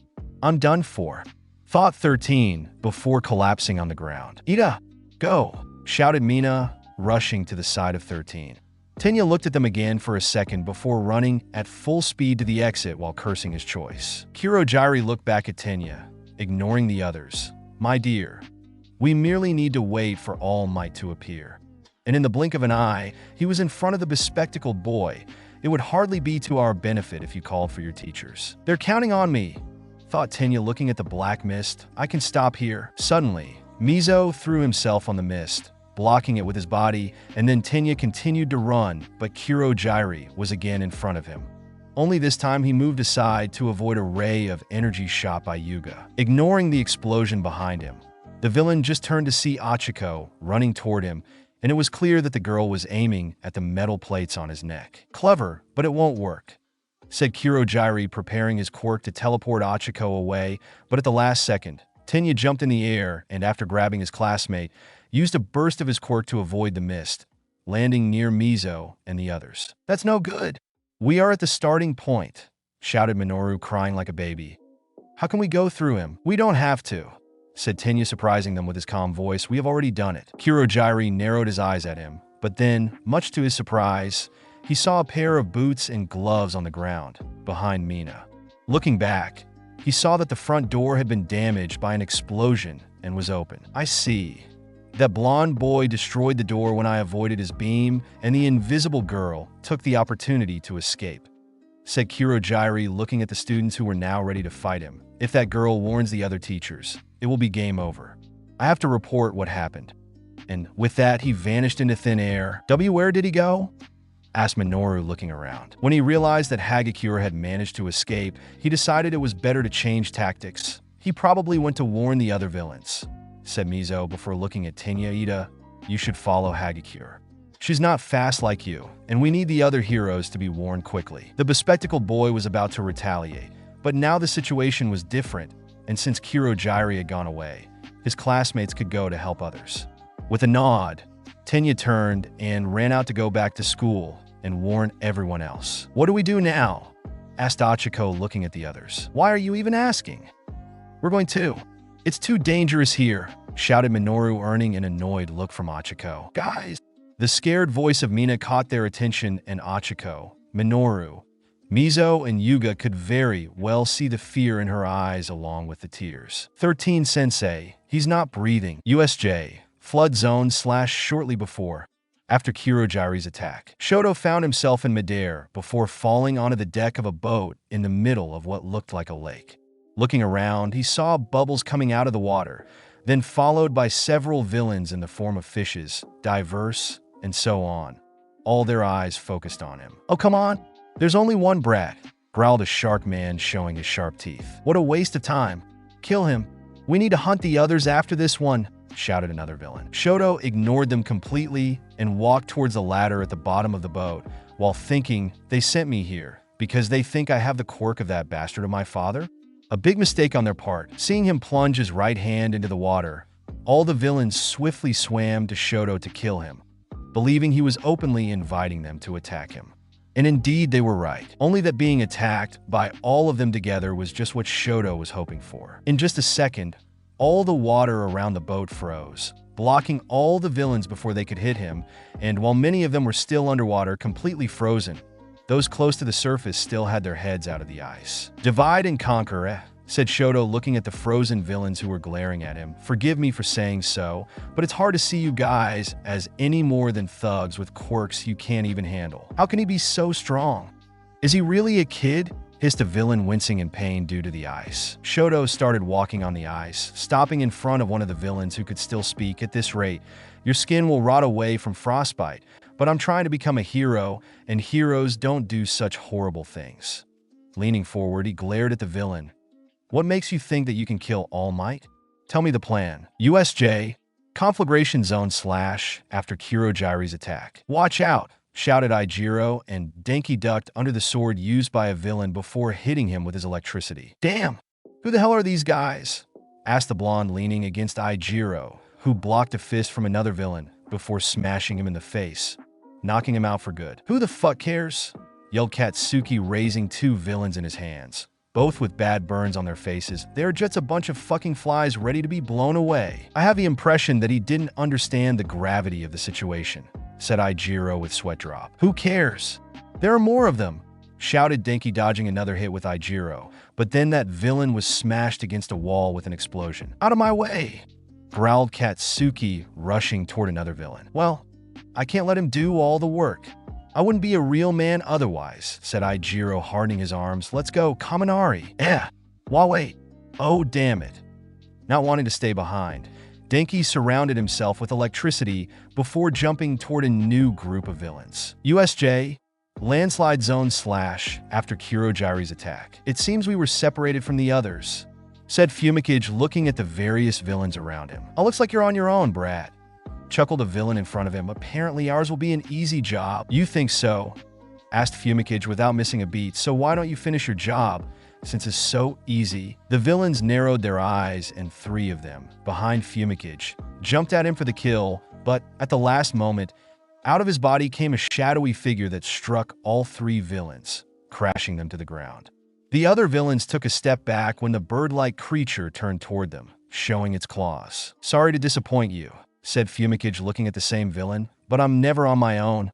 Isn't it, Dark Shadow?" Crete. USJ. Downpour zone / after Kurogiri's attack. Ribbit. I would have preferred the flood zone, but even this one shouldn't cause me any problems, said Tsuyu, ignoring the rain and the wind. Koda. The boy looked at Momo, who was pointing an arm at him as the villains around them were getting closer and closer. A long steel stick and a large shield emerged from her arm, and Momo handed him the shield. "I know you're not a fighter, so please, watch our backs, okay? Me and Azui will protect you." Koji nodded hesitantly and took the shield, placing it on his left arm as the villains laughed at them. "Ah, she thinks that a shield will help them. Time to teach you a real LSGUH."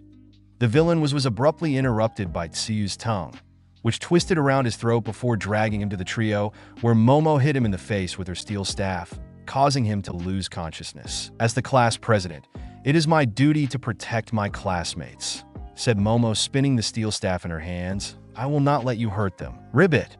"I guess Midoriya and Todoroki made the right choice when they voted for you," mumbled Tu, standing on Momo's right while Koji was behind them, a timid smile on his face as he was nodding. "Thank you, Azui, but it's too early to say that. First, we need to win here," said Momo with a smile on her face, preparing herself for the imminent clash with the villains. USJ. Ruin zone / after Kurogiri's attack. "Sato, how much sugar do you have with you?" asked Hana with his back against the one of his friend, as they were surrounded by dozens of villains inside a ruined building. "Just enough to make our way to the exit. At least that's what I hope," replied Rikido with his fists raised to fight. Hana couldn't help but sweat drop.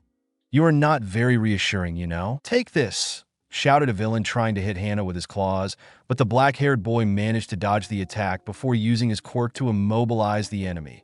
When an idea flashed through his mind, "Sato, how good are you at throwing weights?" Looking at his classmate, Rikido saw the villain wrapped in tape, with Hanta handing him the end of said tape. With a smirk on his lips, he ate some sugar cubes and became much more muscular before grabbing the tape with both hands. "I don't know, but I can always try," and with his strength threw the enemy at the others, thus defeating at least half a dozen of villains. "All right, let's clean up, and then let's get out of here," shouted Hana, shooting his tape at their enemies with Rikido right behind him. USJ.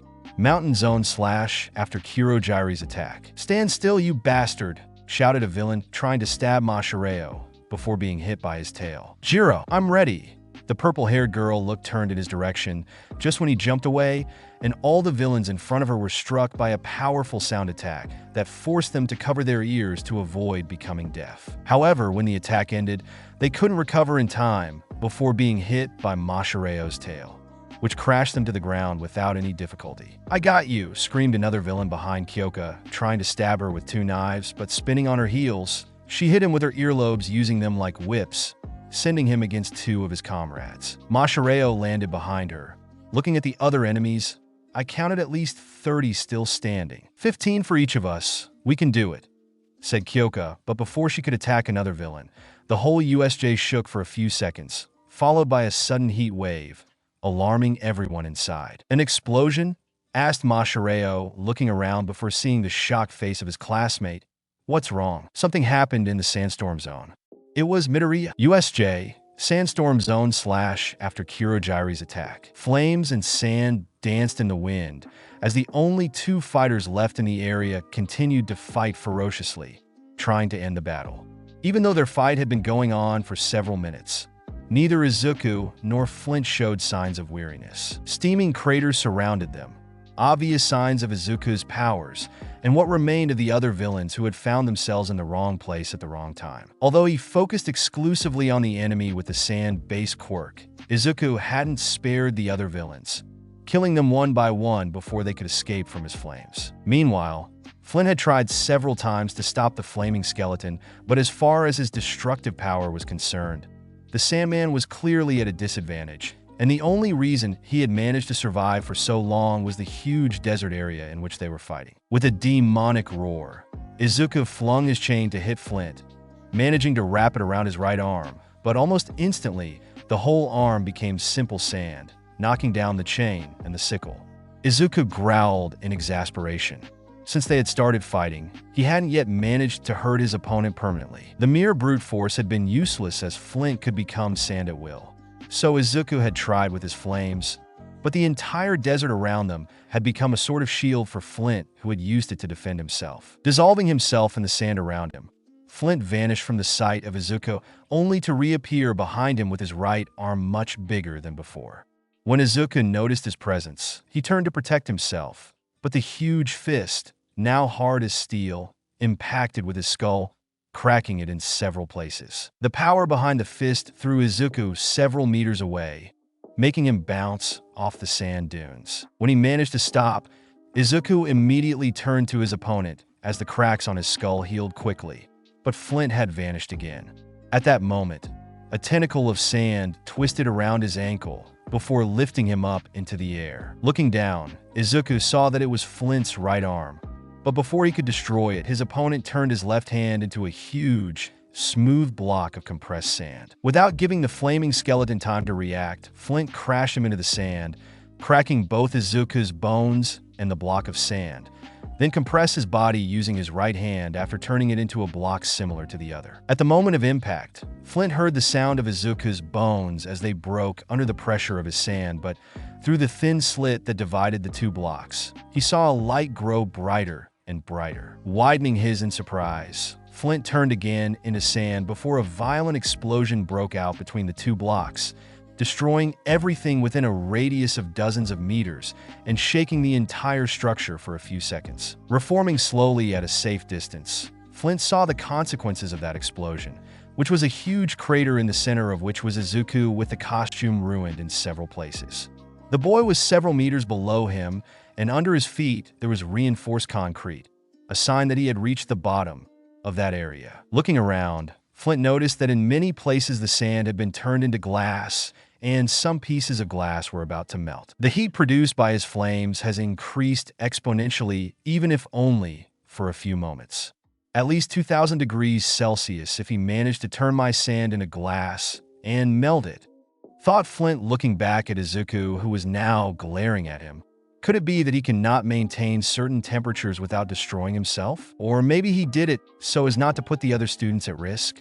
A temperature too high could have serious consequences on those who cannot sustain them. Still clutching the chain in his hands, Izuku tried to hit his enemy after inflaming it, but this time Flint put both his hands in the sand below him and created a sand wall in front of him with which he blocked the chain. Before Izuku could recover his weapon, Flint changed the sand wall into his arms and broke the chain with a violent tug, throwing the end with the sickle on the ground, then letting the rest go.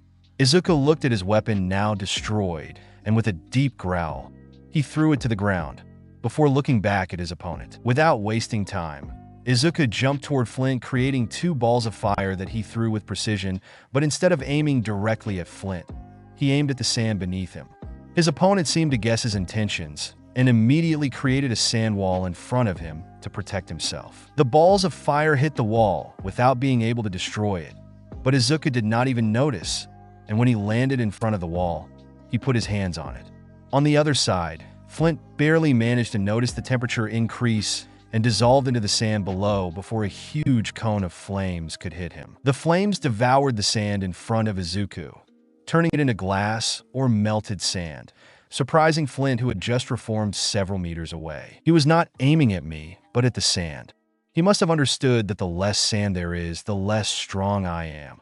Thought Flint with narrowed eyes. I must end this fight quickly. Sensing Flint's presence on his right, Izuku turned to face him, but a huge sand blast hit him in the face, sending him into the air. Before he could react, Flint started to hit him with a long series of attacks from different directions without letting him fall to the ground. After he managed to launch Izuku upward with his face turned towards the ceiling, Flint stopped him before piercing his chest with several blades of compressed sand, breaking his ribcage. However, he immediately saw that the sand in Izuku's body had already been destroyed by the flames. so he decided to move on to something more drastic, destroying a sand tentacle with an explosion of flames. Izuku found himself with his chest wrapped in the sand, and a moment later, the sand began to pull in two different directions. In spite of the complete absence of flesh on his bones, a grisly sound echoed in the air when Flint broke Izuku in half, throwing his waist and legs to the ground, but holding his upper body in mid-air using his right arm. Without wasting any further time, Flint used his left hand to grab Izuku's skull and began to squeeze it while trying to tear it away from the rest of his body. However, this prevented him from noticing that under them the ground was starting to overheat more and more thanks to Izuku's powers, until the flaming skeleton managed to generate violent flames that surrounded them in an instant. Flint stared down for a moment, then looked back at Izuku, and though he no longer had eyes, Flint was sure his opponent was staring at him. Before he could defend himself, a huge column of flames rose upward, engulfing the two fighters. The flames were dispersed within a few seconds, but in the end what remained was a perfectly regenerated Izuku with his skull still tight in Flint's hand, who was now completely turned into glass. Without even trying, Izuku shattered Flint's hand and turned to leave, but after a single step, his gaze landed on the ground below him, where he saw fragments of glass moving to a point behind him. As soon as he saw those fragments, a glass blade pierced his chest from behind, lifting him slightly off the ground. Turning his head slightly, Izuku saw that Flint had not been defeated, and indeed he was still fighting even though he had become glass.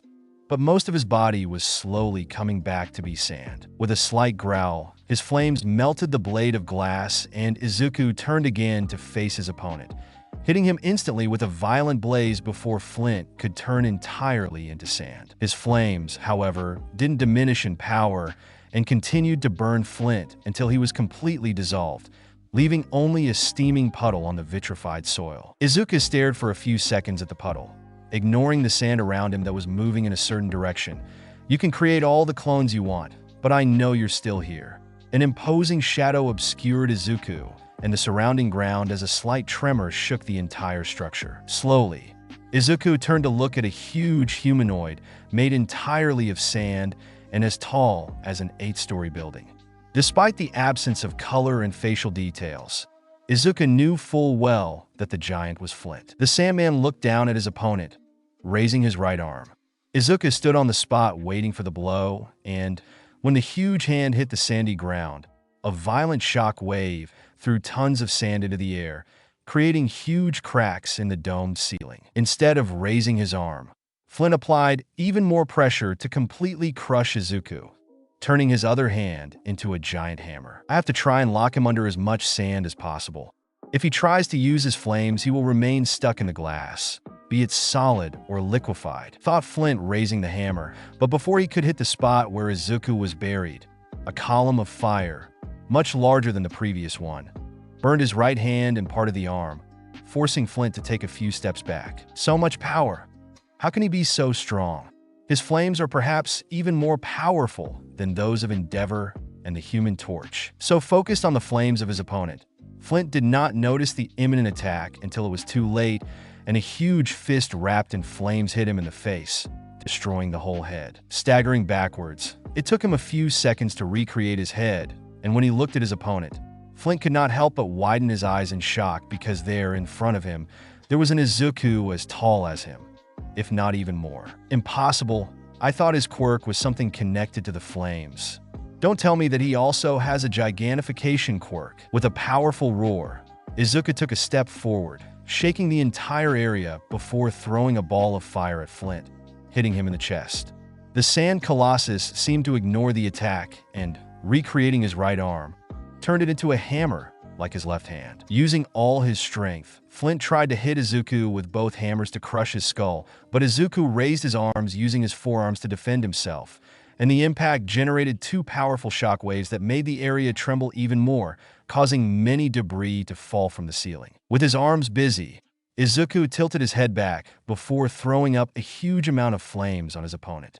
The heat combined with the power of the attack greatly weakened Flint, who was now reaching his limit, and the sand present around the two giants was being consumed in large quantities by both the flames of Izuku and the quirk of Flint, who was using it to regenerate his body. Feeling the weakening of his opponent, Izuku used his strength to wipe away Flint's arms while creating a ball of fire in his right hand.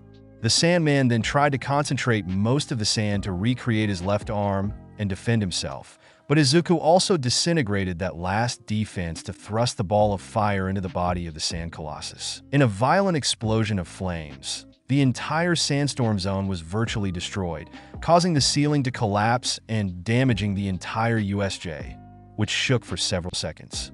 At the end of the explosion and subsequent devastation, Izuku was enveloped by his flames before returning to his original height. Looking around, the flaming skeleton seemed to concentrate on a large pile of debris that were thrown away in a few seconds.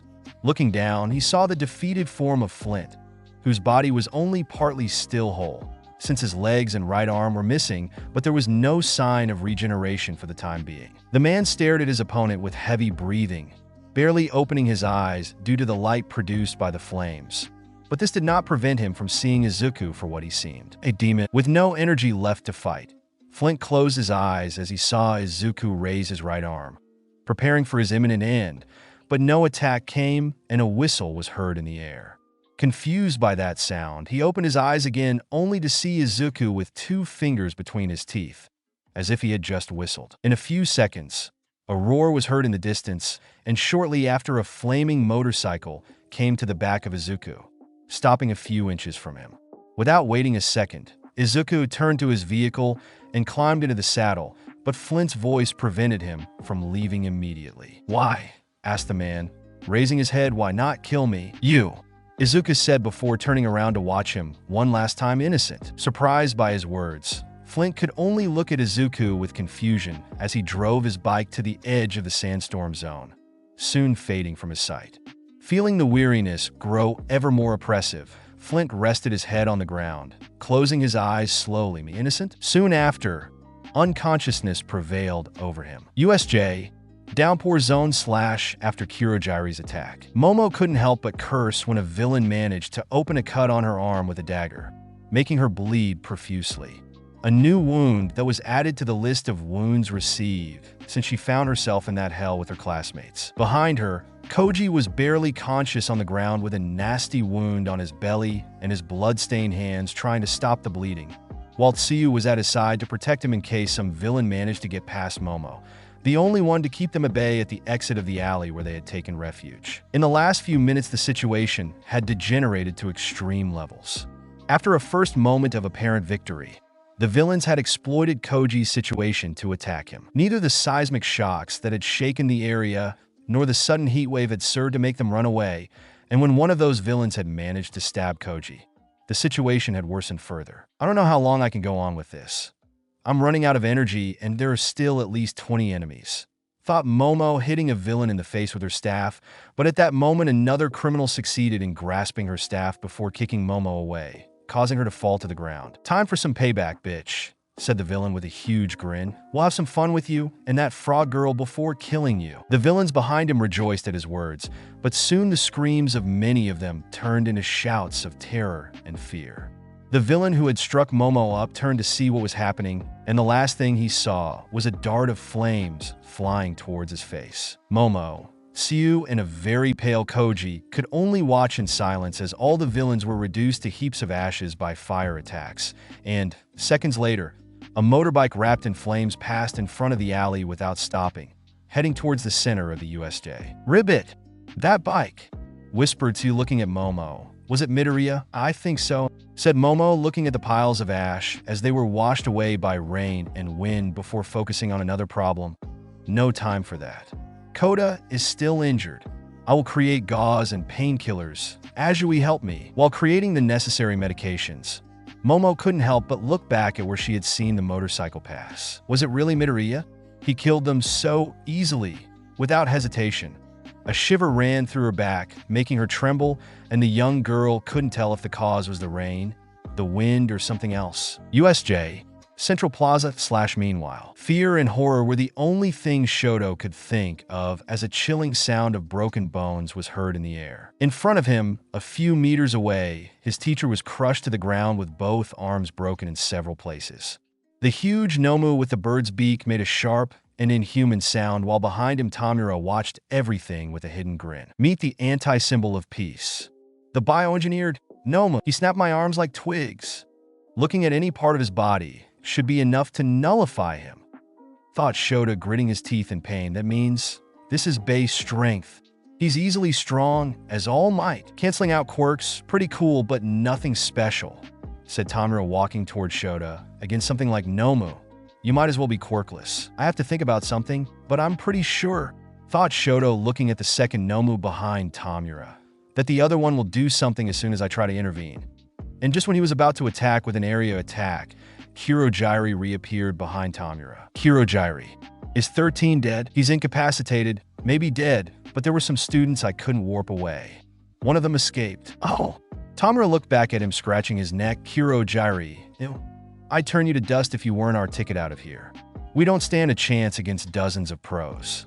It's game over, man. Game over for now. Looking away, he added, we're leaving. They are leaving?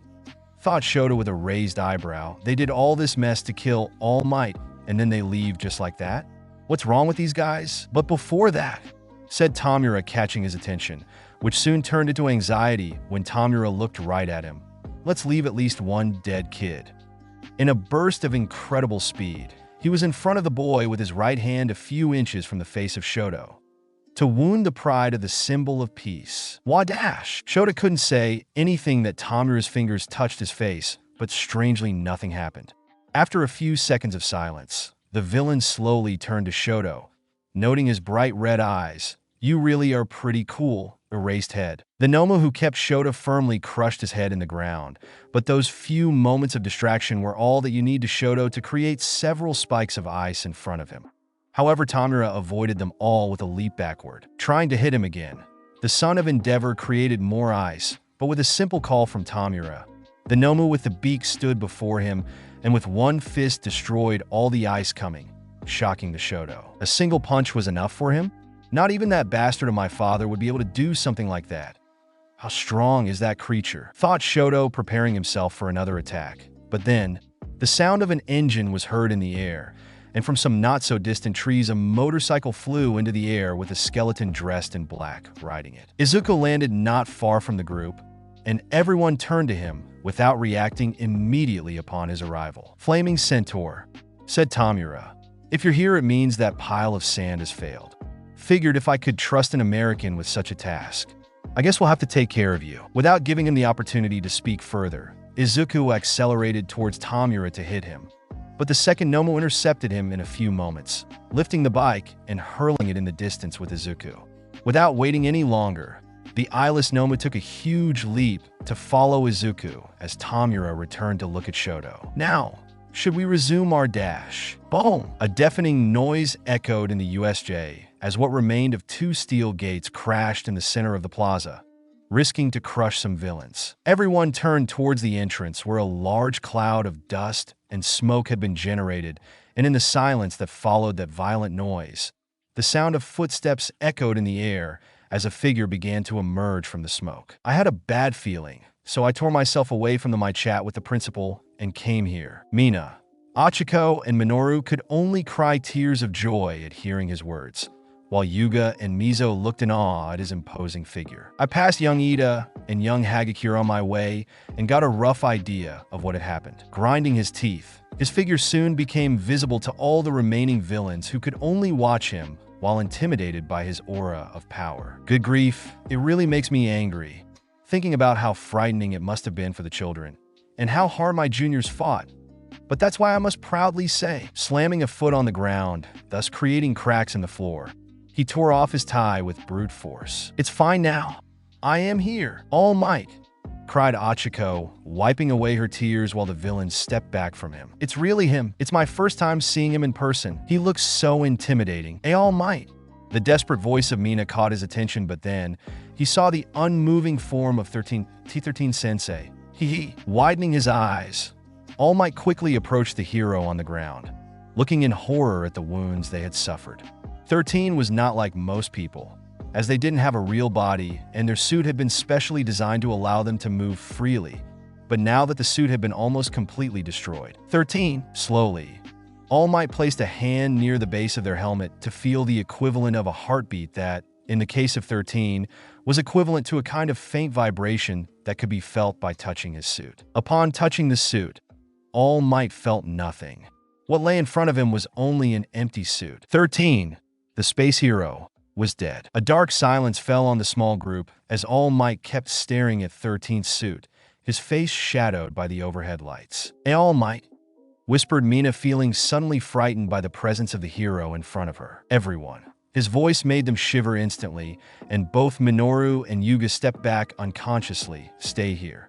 And with those words, he vanished into thin air, surprising the students. A moment later, screams of pain rose in the air, and they barely had time to look in the plaza, where All Might had already wiped out most of the villains, who fell to the ground with broken limbs. He gently took Shota in his arms. "Sorry, Aizawa. I was too late." Turning to Tamura and the others, a sudden blue glow lit up in his eyes, and a moment later, Shoto found himself at his side with the unconscious Eraserhead, as the hand on Tamura's face fell to the ground as if it had been hit by someone. "Young Todoroki," said All Might, catching the attention of the student, "go to the entrance. I'm leaving Aizawa to you. He's unconscious. Hurry." Shoto looked at him with a worried expression. "All Might, that villain with the beak. He destroyed my eyes with just one punch. He is probably as strong as you." "Young Todoroki." All Might didn't look back, preferring to keep his eyes on Tamura. "Go." Settling Shota over his shoulders, the student nodded to the hero and ran off to the entrance, leaving All Might alone. Meanwhile, Tamura had bowed to pick up the hand that covered his face, placing it slowly where it was before. "Throwing punches to save people. Ah, that's our state-sponsored violence," said Tamura, slowly turning toward All Might with a sick grin. "You're fast. Too fast to keep up with, but not as fast as expected. Could it really be true that you are Dash?" The words died in his throat, and his grin vanished from his face as soon as he saw the expression of All Might, who was still glaring at him. "What is this?" thought Kirojiri, looking at the hero with a shiver running down his back. For that mission, they had prepared themselves to the best of their abilities to face All Might, learning all that was possible about him. And one of the things that everyone knew in the world was that he always smiled. Except at that moment, his face was a mask of fury and rage, and the black scara of his eyes did nothing but make him even more menacing. A violent column of flames rose to the sky behind them, and Kirojiri did not even have to turn around to understand that it was Izuku dealing with the other Nomu. "We managed to get rid of Flaming Centaur for the moment, and now All Might is here." Looking once more at the hero's face, Kirojiri couldn't help but whisper a few simple words. "We traded one demon for another," before crashing to the ground. After being thrown into the air by the Nomu, Izuku managed to turn the motorcycle in mid-air so as to land on the wheels. The impact generated a violent shockwave, and the ground below cracked heavily, but he didn't even seem to notice it. Raising his head slightly, Izuku saw the Nomu who had thrown him away from the Central Plaza land a few meters away, generating an equally violent shockwave. The Nomu immediately turned to Izuku and lunged at him to try to hit him with a fist, but Izuku tilted his head to the side, thus avoiding the blow, before hitting his opponent with a violent uppercut to the chin.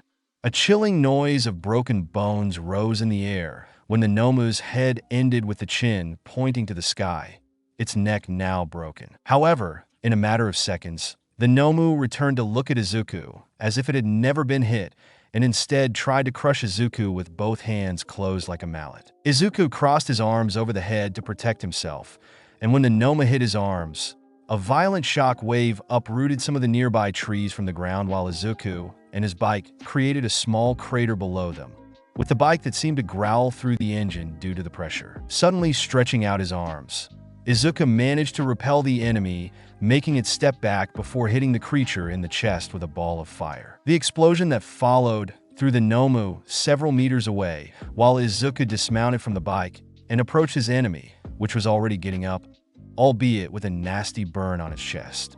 With an inhuman roar, the Nomu tried to hit Izuku again with a fist, but he simply raised his hand and caught the fist. Some of his bones cracked due to the impact, but Izuku simply tightened his grip on the fist, and the Noma tried in vain to free itself, continuing to pull with its arm. Meanwhile, Izuku silently watched the creature in front of him, almost interested in what he was sensing. That is, nothing. That humanoid thing was almost devoid of soul, an empty shell. He could feel remnants of its soul and sins, but they were very feeble, as if the mind and soul of that thing, before becoming such, had been distorted and destroyed by an external force. The Noma managed to free itself at that moment by sacrificing part of its arm that remained in the hand of Izuku, not at all disturbed from what had just happened, as the arm of the creature would grow back in a few moments. Like a mindless beast, the Noma tried again to hit the flaming skeleton with a fist, but this time Izuku grabbed its arm before throwing his opponent to the ground. The creature didn't have time to get up again, that Izuku put a foot on its chest as he held his right hand pointed straight up. Without hesitation, he punched the head of the Nomu with a fist wrapped in flames, and in a few moments a huge column of fire was generated around them, slowly consuming the monster, who howled in pain. Trying to escape, but Izuku didn't let it go, and in a few seconds, the Noma's howls of pain ceased as its body was slowly turned into ashes. A few seconds later, with only one movement of the arm, the flames dissipated and the remains of the Nomu crumbled on themselves, while Izuku had already turned to return to his motorcycle when a small seismic shock caught his attention and, not far away, he saw some trees thrown into the air. Slightly lowering his gaze, Izuku saw a large cloud of dust grow with the passing of seconds, and whatever had raised it, it was coming towards him. USJ, Central Plaza / shortly before. Nomu! Tamura's cry was all that the Nomu with the beak needed to shoot forward and intercept the All Might fist, which had immediately aimed at the young boy. The pro hero, however, struck the Nomu in the chest, but the creature didn't seem to suffer any damage and tried to grab All Might by the arms, but he jumped back. No damage at all? Thought All Might with narrowed eyes before looking for a moment at Tamura. If I want to reach him, I need to deal with this thing first. And without hesitating, he tried to defeat the Nomu with a quick series of punches to the head, but none of them seemed to have an effect on the creature. Seeing that All Might wasn't able to defeat the Nomu, Tamura seemed to regain confidence in his plan. You scared me before. I thought you would have defeated my special bioengineered weapon in an instant, but instead you aren't able to, and you know why. He took a step forward with a hidden grin on his face because it's got shock absorption. If you really want to damage Nomu, you'd be better off slowly ripping him apart, piece by piece. Not that it'll give you that chance. Shock absorption, huh? In that case, All Might avoided a punch in the face before going around his opponent and encircling its waist with his arms. Without giving it time to react, All Might arched his body and tried to crash the Nomu to the ground with a powerful suplex that generated a violent shockwave. However, when the dust dispersed, the few students present were shocked to see that a portal of dark fog had blocked All Might's attack, making the upper part of its body appear right under the pro hero, and, at that moment, the Nomu had its claws stuck in All Might's sides, making him bleed. So you hope to drive him into the concrete and seal his movements? Asked Tamura with a raised eyebrow. It wouldn't have worked, dash. Crunch. Tamura could only watch with horror and fear as All Might proceeded to drag out of the portal his opponent, after having grabbed its wrists before breaking them with the sheer force of his hands. After that, All Might crashed the Nomu against the ground, creating a small crater in the concrete under them. That's impossible, thought Tamura with scared eyes. He shouldn't be so strong. You said the best way to defeat your weapon would be to slowly rip it apart, piece by piece, right? Asked All Might, looking straight at Tamura. If I were not in a hurry, I might even consider your suggestion. TSH, don't think you've won just because you broke its wrists. Nomu was created to defeat you, shouted Tamura with his voice filled with rage, and at that moment, the Nomu stood up, his wrists already regenerating. See? This is its hyper-regeneration. As I just told you, Nomu was specially created to fight and defeat you. All Might stared at the creature in front of him with a strange light in his eyes. A biological weapon created to defeat me, equipped with quirks suitable for the purpose. It's not possible to obtain a similar result with simple science. This is certainly his work, but his thoughts were suddenly interrupted when three blurs darted towards Tamura and Kurojairi. Two of them, who were Denki and Ijiro respectively, tried to hit Tamura from behind, but the villain managed to avoid them both by jumping, landing at a safe distance from the two students. On the other hand, Kirojiri wasn't so lucky, and Katsuki managed to hit him with an explosion near his head, succeeding then to throw him on the ground with one hand pressed against the metal parts on his neck. "You slipped up, you bastard," said Katsuki with a huge grin on his face, while Denki and Ijiro moved near him. "As I thought, that dark fog serves to hide your physical body. Now, try doing something fishy, and I'll blow you straight to the kingdom come." "That's not very hero-like, you know?" muttered Denki with a sweat drop. "Not only have you defeated our associates, but you're all at full health," said Tamura, looking at the three students. "Today's kids really are something. Our League of Villains should be ashamed." He then glanced at All Might. "He is aiming at me, as if I were the final boss. If we don't recover Kirojiri, we won't be able to leave here. If I send Nomu to retrieve him, I won't have more defenses, but if what is said about All Might is true." Noticing his gaze, All Might couldn't help but narrow his own eyes. "He's plotting something." "Nomu." Tamura's voice was calm despite the sick grin hidden by the hand on his face. "Take out the explosive brat.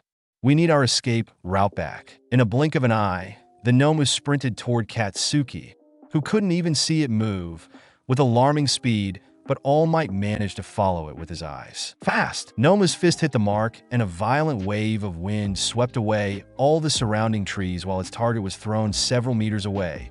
But Tamura had his eyes pointed in another direction. That is where Katsuki and the other two students had just landed. One of those brats has an electric quirk, but none of them have the reflexes to keep up with Nomu. Which means, looking towards the direction where the Nomu had struck someone, Tamura was delighted to see All Might with his arms crossed in front of his face and a big bruise on the left forearm. Not far away, Katsuki and the others watched in astonishment the power shown by the creature which was fighting against the pro hero. "See that thing? I is dangerous," said Denki with a trembling voice. At his side, Katsuki gritted his teeth staring at the villain, who had almost hit him without any difficulty. "I couldn't see a thing." All of a sudden, a female voice was heard behind them. "Kaminari, you're here too?" And, turning around at the same time, the three students saw Momo come out from behind some trees with an arm of Koji around her neck, while Tsuyu was right behind them. And judging by Koji's face and bloody bandages, he was suffering a lot. "More brats? At least one of them is injured. Maybe our associates are not that useless," said Tamura, catching their attention before returning his gaze to All Might, and it was at that moment that he noticed a detail first hidden by the dust raised by Nomu's blow. A demonic motorcycle with its rider a few meters from it, and his gaze was fixed on Tamura. His heart began to beat faster as his eyes first looked at the form of Izuku, and then noticed the complete absence of the second Nomu. "This isn't good. All Might is still standing, and that damned flaming centaur must have killed the other Nomu." Tamura looked at his two opponents, but while Izuku was focused only on him, All Might turned his head to watch the blazing form of his student. "Young Midoriya, you seem to have lost control again," thought All Might before moving his gaze on the Nomu. "And Tamura, I need to end this fast, before the situation gets worse." However, Tamura seemed intent on making things worse. "Kirojiri, Nomu, slow down those two while I take care of the brats. Now reinforcements will be here in moments, and will be game over." Before leaving, however, "I want at least to leave some corpses at the feet of the #1 hero." The three villains dashed at the same time. All Might could see from the corner of his eye that Izuku had already jumped onto his bike, probably to launch himself on the attack, while the 6 students targeted by Tamura were trying to get ready to defend themselves. Everything seemed to go in slow motion, while All Might himself was preparing to face the Nomu again. But then, "It's fine, Tamura. You can stop now." Out of nowhere, a strange ink-like liquid appeared behind the three villains, starting to fill with bubbles and growing in quantity to create a sort of vertical puddle from which came that deep and metallic male voice. Someone slowly began to come out of that liquid, and in a few moments, a person dressed in dark clothes entered the central plaza. He was tall, almost as tall as All Might, and the black suit was of little use to hide his imposing figure. But what caught the eye was his black skull-like mask with angular pipes at the top and a strange large collar around his neck. He did nothing, simply remaining motionless on the spot, But it was more than enough to unleash a wave of fear and terror that hit the whole USJ. From the bravest of the students to the most cowardly villain, all of them were frozen by fear. Eyes full of terror and mouths open in silent screams. All they could see, all they could feel, was their imminent end. A slow and brutal end, as reflected in the visions caused by that wave of pure malice and cruelty. The man just raised his head, looking at the hero not far from him. "We meet again, All Might," said Hero narrowed his eyes. "So you're finally back, all for one." On the road to the USJ at the same time, a huge yellow and black vehicle, which could be compared to the union of a bulldozer and a monster truck, was advancing at full speed along the road to the USJ, leaving behind signs on the asphalt. "This thing can't go faster?" asked Midnight, looking at the back of the cockpit. "It was designed to be used on rough terrain, not on a paved road," shouted back Power Loader while driving the vehicle. "If I accelerate even more, I would risk destroying the asphalt." Midnight huffed before crossing her arms to the chest, watching the other teachers currently sitting behind the cockpit, inside a comfortable trailer with chairs. The only one who wasn't seated in a chair was Nizu, the principal at UA, currently sitting on Vlad King's legs, as he listened again to Toru and Tenya, the two students who had returned to school to warn them of the villain attack. "A quirk able to warp so many people," said Nizu, shaking his head. "It's a pity that a person with such a rare quirk has decided to become a villain. Now is not the time to think about those things. We must first of all take care of the safety of the students," said Recovery Girl with a stern face. "I just hope there are no serious injuries. If I remember correctly, there is a well-equipped infirmary at the USJ. We could use that for any injured," proposed Cementos, sitting in front of her. "Yes, that could war dash." She stopped mid-sentence, gripping her cane tightly. Toru and Tenya, both sitting near Vlad King, noticed how the atmosphere had suddenly become darker and tense. All the teachers had their eyes wide open, as if something had caught them off guard. "This feeling," growled Vlad King. "Yes, there's no doubt. It's him," said Nizu with a nod before looking toward the cockpit. "Power Loader, we need to reach the USJ as soon as possible. I'll deal with any complaints about the asphalt." "Roger that. Hold on tight back there," shouted the driver, and a few moments later everyone felt an increase in speed. Principal Nitsu," said Toru with a weak voice. "Whom were you talking about?" The small humanoid animal sighed. "I would rather not talk to you about this, but if it goes like I think, you'll soon understand." Tenya looked at his classmate with worried eyes, feeling that Toru was doing the same with him. "What the hell is going on?" "Central Plaza." "Sensei," murmured Tamura, looking at the masked man with surprised eyes. "What are you doing here? Why you can't move with that body?" "Don't worry, Tamura. I'm not here to fight with All Might, but simply to take you home," said All for One with a calm voice. "Flaming Centaur's unexpected presence is a factor that alone could ruin your plan. Good thing I sent and I to observe the situation." As if his words had triggered something, Izuku rushed towards All for One, remaining on one wheel for a moment before gaining speed, but the villain didn't seem at all troubled by his action. "Kurojairi, send him on the other side of the square," said All for One, still with his calm voice. Without objecting to his orders, Kurojairi took a step forward and, when Izuku was a few meters away, opened a portal in front of his motorcycle. Izuku couldn't stop in time and crossed the portal, finding himself on the other side of the square. Realizing his new position, he immediately turned the handlebars, braking at the same time so as to make his bike drift. When he finally managed to stop, Izuku looked at All for One, a threatening growl rising up his throat. "So, he's really a student? You should start teaching him something about prudence, All Might. If your teacher could see you now, what do you think she would say?" asked All for One, and a note of mockery was distinguishable in his voice. All Might clenched his fists with anger before crossing the arms in front of his chest. "I don't know why you made your return today, but I don't care. If I let you escape, it would be an insult to 13's memory." "Oh, so you killed 13? asked All for One, with a vaguely surprised voice. "Yes, I used his quirk against him. However, I didn't stay to make sure of his death," explained Kurojairi with a nod. "It's a pity his quirk was rather special, but his strength was the result of a lot of training and a lot of experience in using it," said All for One. "His quirk would not have served my purpose." Carolina, All Might dashed forward to hit All for One, destroying the floor behind him, but when he was about to hit his opponent, The masked villain raised his hand, and his fingers turned into strange little black tendrils that immediately wrapped around the chest of All Might, preventing him from ending his attack, before throwing him on to Izuku, who had again tried to reach them with his motorbike. The impact knocked Izuku away from his bike, with All Might ending up on top of him, but before the hero could move, Izuku abruptly pushed him away with his arm before getting up again. With a demonic snarl, he created flames around his arms, which then turned into metal chains wrapped in fire. Much to All Might's surprise, and with a wide movement of his arms, he whipped the air, aiming at All for One with the chains that stretched out of all proportion. But his enemy raised a hand once again. An interesting trick, but let me show you mine now. And with that, he snapped his fingers. For an instant, nothing happened. But then the area in front of him was hit by a violent wave of air that broke the chains to pieces, leaving deep gashes in the ground before reaching Izuku, shredding his costume as well as his bones as if he had been hit by an infinite number of sharp blades. Izuku, now without both arms and half skull, fell to the ground on his back with a loud thud while All Might and the students watched the scene with shocked eyes. Air cutter plus air propulsion plus 5 air boost quirks plus controlled output, said All for One, lowering his hand.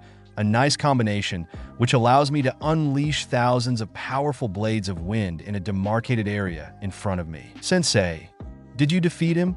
Asked Tamura, looking at his teacher in awe. After a couple of seconds, All for One uttered a single word: no. Wadash! His arms are growing back, noted Kirojiri, looking at the form of Izuku with narrowed eyes. Not only he can use fire, but he also has super regeneration, growled Tamura. He's cheating. Now, Tamura, one could say that I am cheating too, said All for One. However, it is time to go. Kirojiri, if you could. With a nod, the villain opened another portal, and the Nomu entered it, followed by Tamura, while the masked villain looked at All Might. It seems that today won't be our last meeting. However, I want to go, leaving you with a choice. He raised both arms, pointing them in different directions, before they both grew bigger, as if they could not contain his power. The son of the number 2 hero, Endeavor, or the heiress of the Yaerosa company. Who will you save? All Might's eyes widened in disbelief, while his mind realized that All for One's left arm was aimed at the small group of students not far from Izuku, while the other arm was pointing the top of the stairs leading to the central plaza, where there were other students together with Shota. This isn't good. Even with my speed, I won't be able to move them all before they get hit. With that one thought in mind, All Might faded into a burst of speed, just as All for One released the power contained in his arms. Outside the USJ, a few seconds earlier, Power Loader's vehicle stopped abruptly as everyone else was already leaping out and then rushing toward the entrance to the stadium, with Nizu and Recovery Girl sitting on Vlad King's shoulders. The first to reach the entrance was Present Mike, who entered screaming, "All right, we need to dash." But his voice was overwhelmed by a deafening roar, followed by a violent gust of wind that threw the heroes to the ground, as well as the students close to the stairs, causing panic among them. For a few seconds, they all stood on the ground, groaning in pain with a sharp whistle in their ears. Then slowly they started to get up. Tenya was the first to turn his gaze on his classmates, noting that Achiko, Yuga, Minoru, Mina, and Mizo were fine, and that now also Shoto and their teacher had joined them.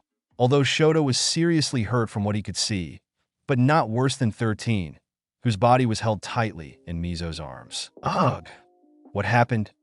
Asked Midnight, holding her head with one hand. Nizu stood up, staggering before looking at the students. Everyone, are you all right? Achiko was the first to want to answer him, to tell him that they were fine, but the words died in her throat as soon as she remembered what happened to 13.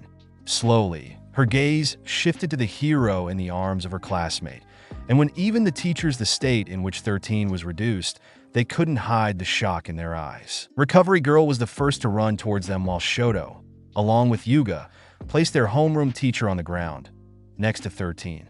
She stiffened as she saw 13's helmet, or at least what was left of it, completely black. Like All Might, she too put a hand at the base of the neck to feel a possible vibration in their suit, but she didn't feel anything. In her long career, she had witnessed the death of many heroes, some of whom were also her dear friends. But each time her heart was about to stop, knowing that she wasn't able to do anything. Without saying anything, she shifted her gaze to Shota, noting how his injuries, though brutal, weren't lethal, At least not if he received medical attention quickly. Vlad, come here and help me to fix his arms. They are broken, said the old heroine with a firm voice while said man knelt at her side. What about 13?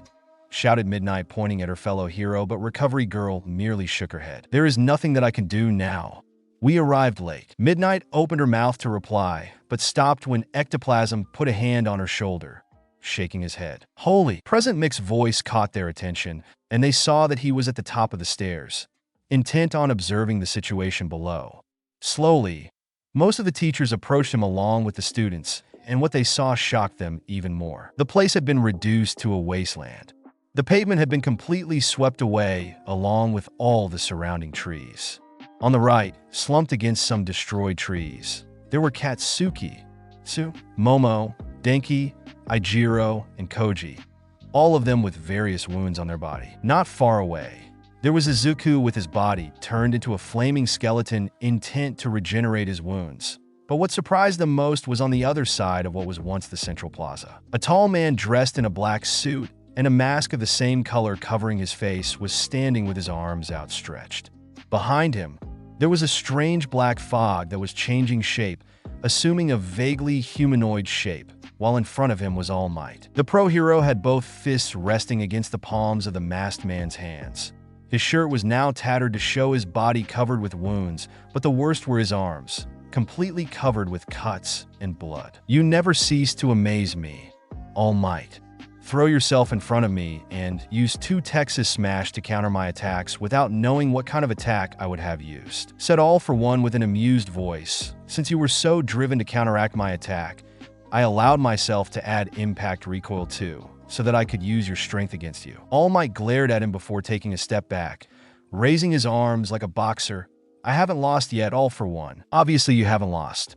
We will have the chance to end our fight the next time we see each other, said the masked villain before unleashing a powerful shockwave from his own body, throwing All Might several meters away. Enjoy it as long as you can, this transient piece of yours. All for One then turned to Kurojairi, telling him to open a portal, but before entering the aforementioned portal, he raised a hand to deflect 3 bullets aimed at his head. Looking at his side, he said, "Save your bullets, Snipe. Such a weapon will never stop me." And with that, he entered the portal, which closed immediately afterwards, taking with him also Kurojairi. At the top of the stairs, Snipe put his gun away. They managed to escape. Ignore them. We have more urgent problems at the moment, said Niza, looking at the wasteland in front of him. Go and look for the other students and protect them. The police should arrive at moments together with ambulances. Present Mike, Sniper, Ectoplasm, and Midnight nodded before running away, while Power Loader and Cementos went to help All Might and the others. Principal Nizu, the little humanoid animal, didn't move, still giving a sign to Hound Dog that he was listening to him. We have never been hit so hard. These villains are not like everyone else, and today's wasn't a simple message like with the gate. Yes, I know. They have clearly declared war on us, nodded Nizu with his eyes fixed on All Might and the other students. Once back at UA, I will summon the school council. I want all the teachers present. We have to act quickly. We don't know when they will come back, and now we know that All for One was the mind behind the first attack. Yes, sir. Nodded Hound Dog with his glare fixed on the spot where the masked villain had crossed the portal. What about the students? First of all, let's make sure they're okay. We'll explain everything to them tomorrow, said Nizu with a calm voice, but Hound Dog was sure that Principal wasn't looking forward to that kind of explanation. There's also the matter about 13. Nizu sighed, suddenly feeling a great weight on his shoulders. We will discuss it tomorrow. For now, I want the body to be transported to a mortuary, even at the cost of going against the police. I don't want a hero who sacrificed himself for the students to receive the treatment of an ordinary corpse. Very well. Nodded Hound Dog before looking back at the main entrance. Looks like the police is here. In fact, at that moment, dozens of policemen came along with some nurses who rushed to help Shota and the injured students, while the policemen were preparing to arrest the unconscious villains. Unknown location. A portal of dark mist opened inside what looked like a large warehouse, and Tamura came out of it, along with the Nomu, then followed by All for One, and finally Kurojairi. The young villain turned to his teacher to ask him something, but a female voice was heard in the air. Welcome back, honey. From above a large silo, a figure jumped up before landing a few meters from Tamura, revealing to be a young girl with brown hair that covered her left eye. Would you like a bath, a warm meal, or maybe me? Keen, growled Tamura, looking at her. What are you doing here? Kaihaha. I'm helping Sensei to save your ass, laughed the girl, showing her sharp teeth. If it hadn't been for my bees, you would have been burnt to ashes by flaming centaur. Why you? Calm down, Tamura, said All for One with a calm voice, walking toward a door. He opened it, thus showing a small office full of monitors and a large chair in the middle. He took off his helmet and collar by placing them on a small piece of furniture before going to sit down, where he then stuck some small cords in his face, even if only his mouth remained on his face since his entire head was covered with scar tissue. He looked at Tamura. The presence of flaming centaur is an unexpected factor, and we should have given more credit to the news of those journalists, but now what is done is done. It does not make sense to cry over spilled milk. Tamura, find stronger troops. Take all the time you need. It is time for the world to understand the terror you represent. Tamura nodded at his teacher before leaving the office with Keen and Kurogiri, who warped them at their hideout. The Mist Man then walked behind the counter of the bar, serving a drink to the girl. So, what are you going to do now, Tamura? Asked Keen with a grin without looking at him. I'll do as I have been told, and I will find stronger allies. Those students are stronger than expected. They completely wiped out our associates, and even that useless American was defeated by flaming centaur, as well as the second Nomo, growled Tamura, sitting in front of the counter before side-looking at her. Do you know someone? Keen looked at the ceiling for a moment before grinning again. Maybe. I met him when he was just a masked vigilante, but now he has become something more dangerous. Who is he? Kaiha. Anxious to get to work, aren't we? Laughed Keen before tossing her glass at Tamura, who caught it before pulverizing it with his quirk. He's slowly becoming famous, but I think you can already know him as the hero killer. Stain. USJ. It took at least 40 minutes, but eventually all the criminals were being transferred to armored police vehicles while the students were close to the entrance, most of them with some bandages or patches in plain sight. A man with a coat and hat typical of the detectives was counting them, besides the one with the wound in the abdomen. It seems that everyone hasn't suffered serious injuries. What about Aizawa-sensei? Asked Suyu, looking at the detective. Both arms were smashed to splinters. His face is also fractured. Thankfully, he doesn't have any brain damage, but his eyes sockets have been pulverized. There's a chance he may suffer long-term loss of vision. Or, so they told me from the hospital. Explained Nao Mesa, looking at her, earning some worried looks from the other students. All Might's injuries aren't life-threatening. It's possible that Recovery Girl's quirk will be enough for him. So he's gone off to the nurse's office with your classmate, and I actually have business there myself. He looked at a policeman with a cat head. Sansa, I'll leave the rest to you. Understood. Nodded Sansa, raising his arm. Nao Mesa looked for a moment at Izuku, who's sitting near the entrance, before shifting his gaze toward Nia. Principal, I have to go and talk to All Might about some important issues. I would like to know if it is possible to take with me Izuku Midoriya. The little humanoid animal looked at him with surprised eyes. May I know why? It's because of his condition, said Nao Mesa with a knowing look, and that was enough for Nizu, who simply nodded at him. Thank you very much. I'll contact you in the future days. Then he looked back at Izuku Midoriya. You need to come with me. I have some questions for you. Izuku seemed surprised by the request, but nodded the same as he followed the detective while the other students watched the scene in confusion. However, when they asked why the detective had taken Izuku with him, Nizu told them that it wasn't important for now and that soon they would all be back to school. Meanwhile, Izuku had just climbed into Nao Mesa's car. What about my bike? We will make sure it is transferred to your address, said Nao Mesa, looking at the road. After a few seconds of silence, Izuku asked, did you have problems at work because of me? Nao Mesa sighed before shaking his head with a little smile. Not too many. When the journalists saw you at school, the chief found out your identity using his authority, and it was easy for him to do 2 + 2. So he called me into his office.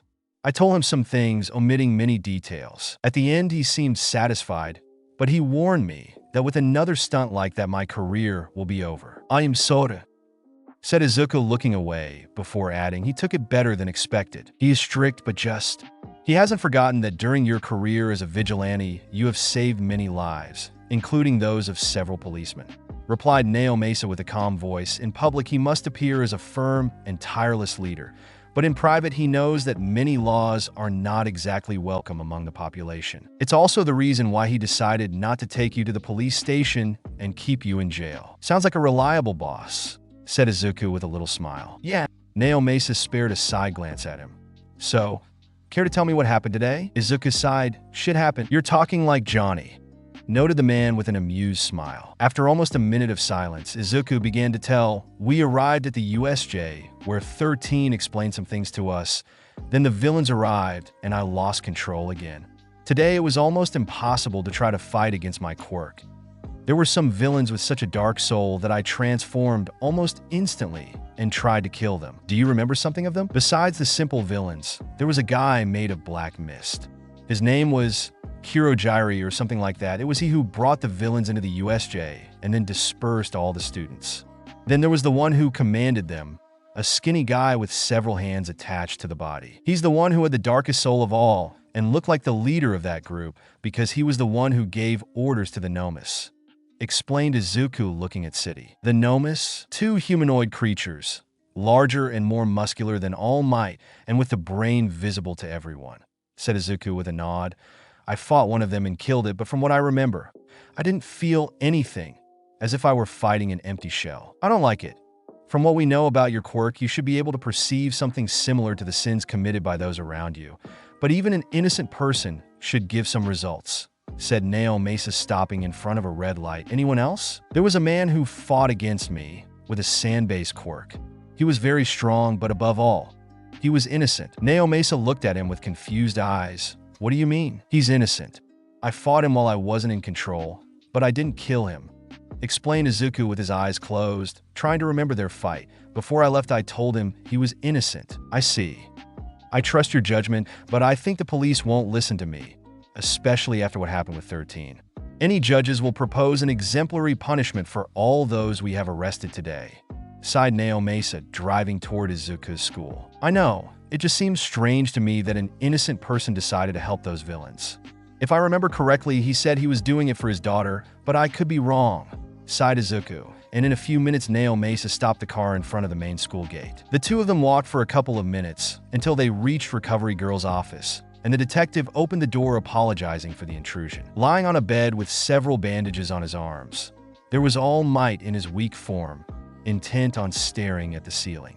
At his side, Recovery Girl was writing something on a piece of paper before turning to them. Oh, welcome. I guess you're here to talk to All Might, said the old heroine with a little smile. While Naomasa nodded, Izuku looked around before asking, where's Koda? Shouldn't he be here? He is resting in the next room. He needs to sleep, and it's better to leave him in silence with two little animals that I let in. Apparently they calm him, explained Recovery Girl. So, how are you doing, All Might? Asked Naomasa with a smile, walking toward the hero, who looked at him with a grin. Could be better, said All Might before shifting his gaze to Izuku. How are you feeling, young Midoriya? I'm fine, thanks, nodded the young boy sitting on a chair before asking, I know that maybe it doesn't concern me, but do you know who are those villains? Especially the one with the mask. All Might sighed before sitting up against the back of the bed with a little effort. That man was All for One. You could say that he is and was the nemesis of all those who inherited One for All. Izuku looked with worried eyes at Recovery Girl and Naomasa, but the old heroine smiled. Don't worry, we all know about One for All. Outside this room, there are a few other people who know the whole story. And in this school, only Nizu is aware of it. I see. All Might coughed to get his attention back. As I was saying, he's my nemesis. Years ago, he fought against my teacher and killed her while I was forced to flee to avoid dying with her. Do you remember when we met for the first time? And I showed you my wound? When he saw Izuku nod, he continued, I got it in my last fight with All for One, not fighting Toxic Chainsaw. That time I defeated him, but he managed to escape. I thought I had weakened him so much that I stopped all his future plans. But in the end, he came back, and apparently he is not alone. You're talking about the League of Villains? Asked Naomasa, having received some data from the short questions asked to the students. Is that what they're called? All Might shook his head anyway, yes. That boy, Tamura, called him Sensei. And from what I've seen, All for One wanted to help him, so I'm inclined to think that Tamura is a form of pupil or student. There are also these Nomus. Izuku told me that he fought against one of them before killing it, but the second one, said Naomasa, gesturing to Izuku. I fought against the one with the beak, and trust me, it was really strong. It could resist my blows and possess the ability to regenerate at an alarming rate. It must be a creation of All for One, said All Might with a grim face before looking up at Naomasa. What about Aizawa? How is he? Probably in the operating room. His wounds are not lethal, but his head and arms have been severely damaged. Explained the detective. If you three heroes hadn't put your lives on the line, I don't know how it could have ended. We still lost 13. He went down like a hero while protecting students under his custody, said Recovery Girl with a calm but sad voice. The funeral will probably be tomorrow morning. All Might shook his head, sad for losing a friend and fellow hero, before looking at Izuku. Young Midoriya, we need to talk. About what? Asked Izuku, raising an eyebrow. Maybe about his own quirk? About One for All? That was unexpected. What? Why? Young Midoriya, as you have surely noticed, I am no longer the hero of the past. With each passing day, the time limit for my heroic form is shortened, said All Might with a serious voice while looking at the young boy. Today I didn't push myself over the limit because All for One intervened before I could fight at full power against that Nomo. But I still suffered some damage, especially in the arms, and now I'm not able to fight for at least a couple of days. He sighed again. What I'm trying to say is that now that he is back, our last fight could be very close. Although he showed his strength today, I'm sure he's not 100% just like me. So, your next fight will be the last one, whatever happens? Most likely. That's why I need to find a successor for One for All, so that in the worst case, someone else will be there after me. The hero looked for a moment outside the window. That's why I would like you to be the temporary holder of One for All. Izuku looked at him with confusion. He was about to say no, since they had already discussed in the past about it, but the temporary part was new. What do you mean with temporary holder? All Might raised a finger. There are some aspects of my quirk that I have to explain to you. First of all, in order for the baton to pass successfully, both sides must be in favor. To get One for All, you have to assimilate my DNA inside of you. But if you were against the idea, nothing would happen even after having assimilated my DNA. Same thing for the reverse case. He raised a second finger.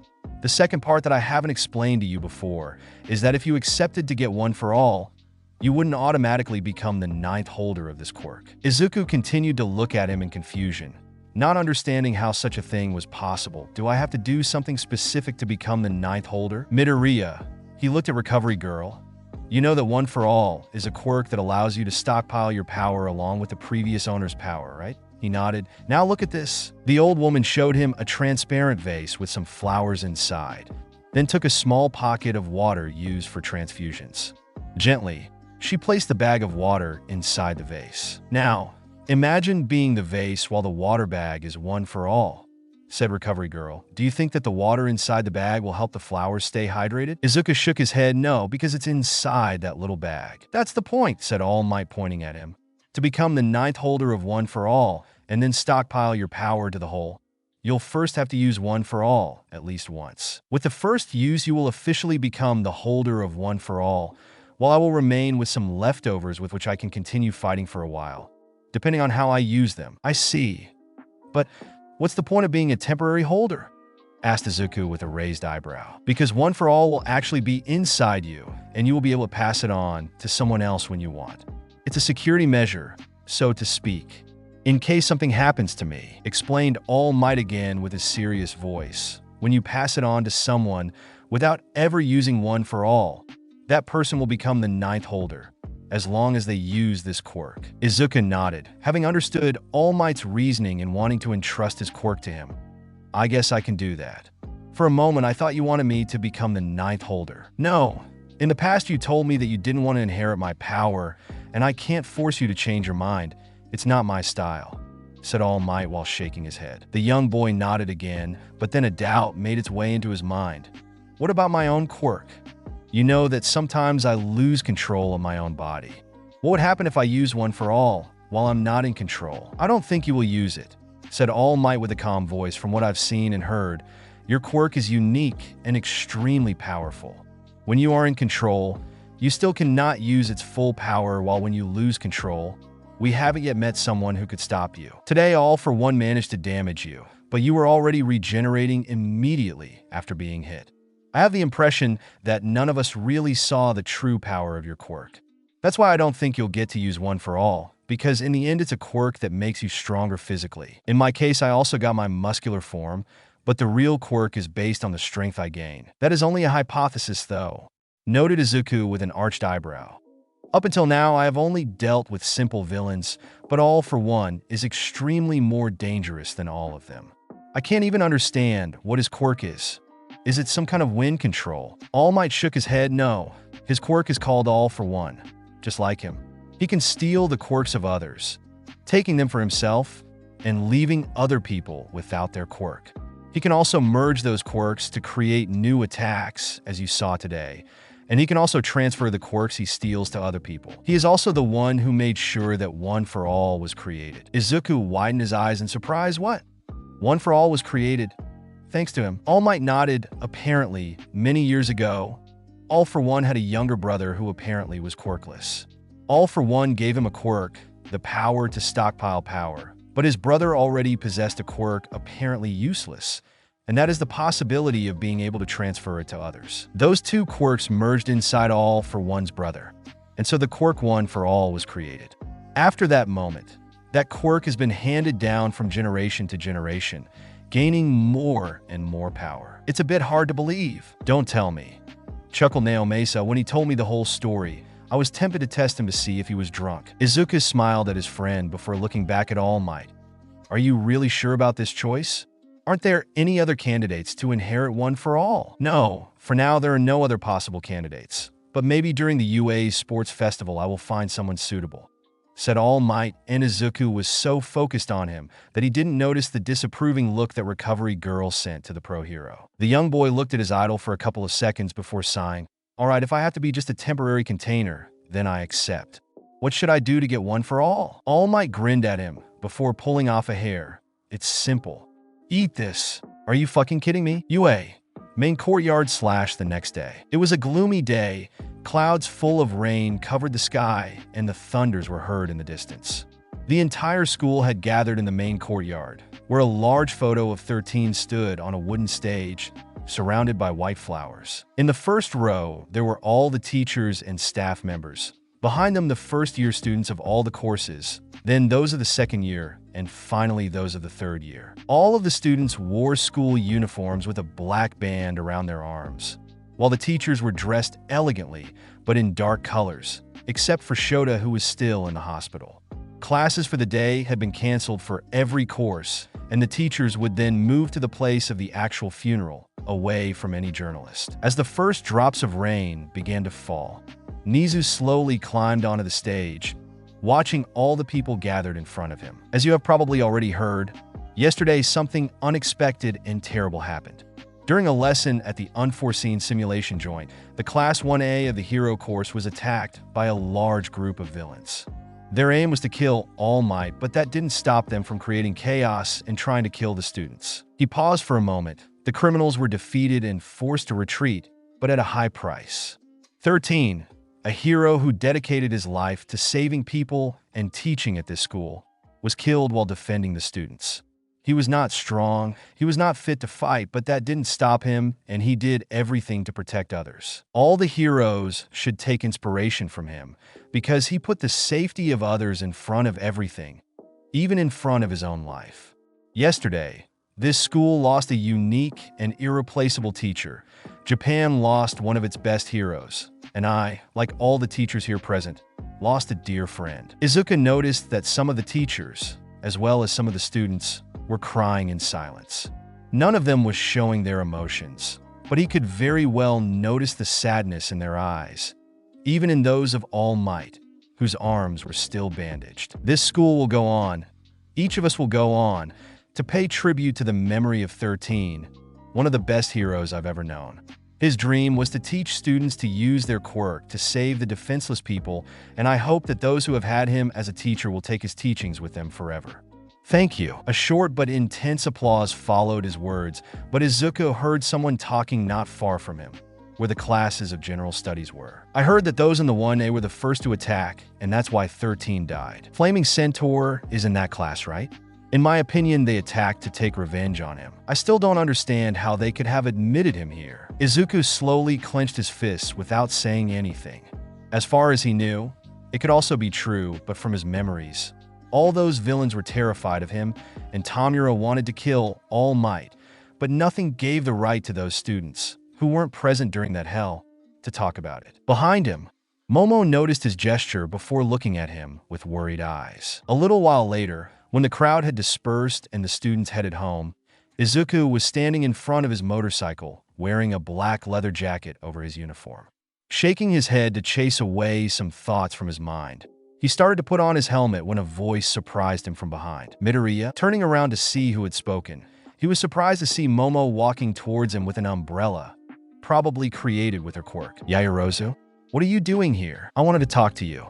I hope I didn't disturb you, said Momo, looking at his helmet and then his motorbike. No, don't worry.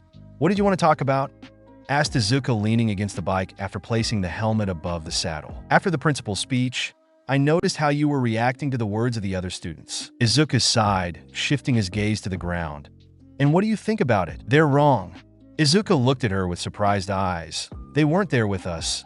They didn't have to fight against bloodthirsty villains. And above all, they didn't experience that feeling of absolute terror when that masked man appeared. Momo couldn't suppress a shiver while remembering that moment. It is true, Bakugo, Kirishima, and Kaminari shouldn't have been acting impulsively, but it's not their fault, and the same goes for you. If you hadn't been there, I don't know what would have happened to me and the others. If I could control my quirk, I wouldn't have flung myself towards them. I could have been there and saved 13 maybe, replied Izuku, but in the end he's gone, and it makes no sense to think about what could have changed. Momo remained silent for a few seconds. Thank you. Izuku looked at her with confused eyes. Why are you thanking me? Because you saved my life, as well as that of Azui and Koda. Yesterday, we were in trouble and we could no longer defend ourselves, but then you came and you defeated all those villains. If it weren't for you, Azui and I would have suffered a fate worse than death, and for that, thank you, explained Momo with a little smile on her lips. Izuku matched the smile. Well, at least something went right. A sudden thundering caught their attention. They were both close to the school's underground parking's exit, and from there, they could see how a Real storm broke out. Looking at Momo for a moment, he asked her, "Do you want me to take you home?" Momo looked at him with surprised eyes, not expecting that kind of question. Yua, it's raining a lot, and you only have an umbrella. If you want, you can create a waterproof cape, and I'll take you home, said Izuku, gesturing to his motorcycle. I drive well in the rain. Oh no, don't worry. A car is waiting for me, said Momo, waving her hand. Izuku arched an eyebrow, but said nothing before shrugging. Suit yourself. Can I ask you one thing? You just did, chuckled Izuku. What do you need to know? Yesterday you have created chains from flames. I didn't know you possessed such power. Were you hiding it? Izuku shook his head. This quirk is still a mystery for me. When I'm not in control, my quirk can do absurd things. When I managed to regain control, I remember slowly what happened. And apparently, I can even become a giant. Momo looked at him shocked. Eyes a giant? Yeah, I can change my size like MT Lady. Nodded Izuku, but I don't know how it is possible. I'll probably try to understand it in the future, as I will try to create other chains. Since it looks like a power similar to your quirk, would you like to give me advices? Yes, I don't see any problem with that. Nodded Momo with a smile before showing a more troubled face. Will you lose control again? I don't know.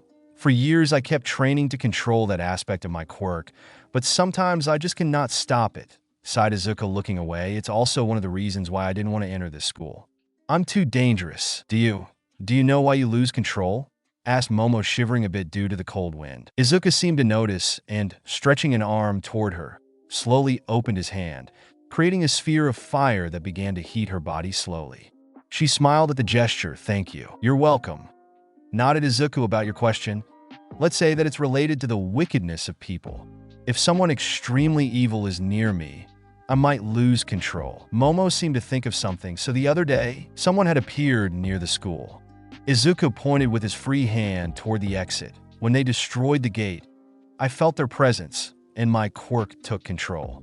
Now, only extremely evil people can make me lose control, but I think over time, I will be able to control my quirk. I think you will succeed. When you became famous for the first time, you left only victims behind.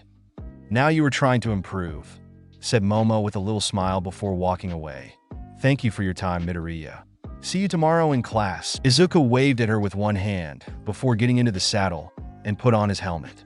With a roar, the engine of his motorcycle came to life, and Izuku darted in the rain toward his home. UA, Class 1A/ the next day. It seems that the general mood isn't the best, thought Izuku looking around. Almost everyone seemed without energy, as if they did not want to do anything. Evidently, the accident at the USJ had shaken them more than expected. In that moment, the classroom door opened slowly and Shota entered mourning. "You're back already, Aizawa-sensei?" asked Mina, looking at him with shocked eyes. "Glad to see you doing well, sensei," said Tenya, raising his hand, losing for a moment his grim face. "If you can call that doing well," murmured Achiko behind him. "My welfare isn't important," said Shota, sitting behind his desk before looking at the class. "So, who wants to quit?" The students in front of him looked at each other in confusion. "Why should we quit, sensei?" asked Hanta. "Because right now, I see people who have lost any desire to become heroes," replied Shota, confusing them even more. "You are all probably shaken by what happened the other day, and you are right to be so. However, cruel as it may be, that's the real world. Out there, heroes risk their lives every day. So if you think you can make fun of them by staying here just because you're students, it would be best if you left this school." Those words seemed to ignite a spark inside their eyes, but none of them spoke. "Good. It seems that you are not ready to give up. Not yet, at least." Aizawa looked at each one of them. "We'll see it soon, because your battle is not over yet." "Our battle? You mean more villains?" shouted Minoru with a desperate voice. "UA's sports festival is fast approaching," said Shota, catching them off guard, "and that's why the next 2 weeks will become a real hell for you." "Oh, why is that?" asked Mina, and she wasn't quite sure she wanted to know the answer. "Because by the principal's order, your classes on using your quirk will become more challenging.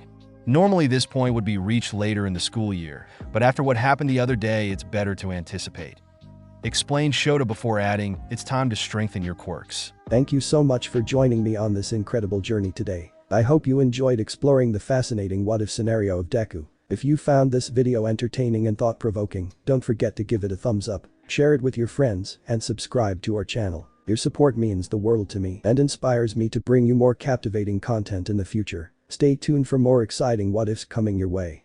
Until next time, take care, stay curious, and keep embracing the power of imagination. Goodbye everyone.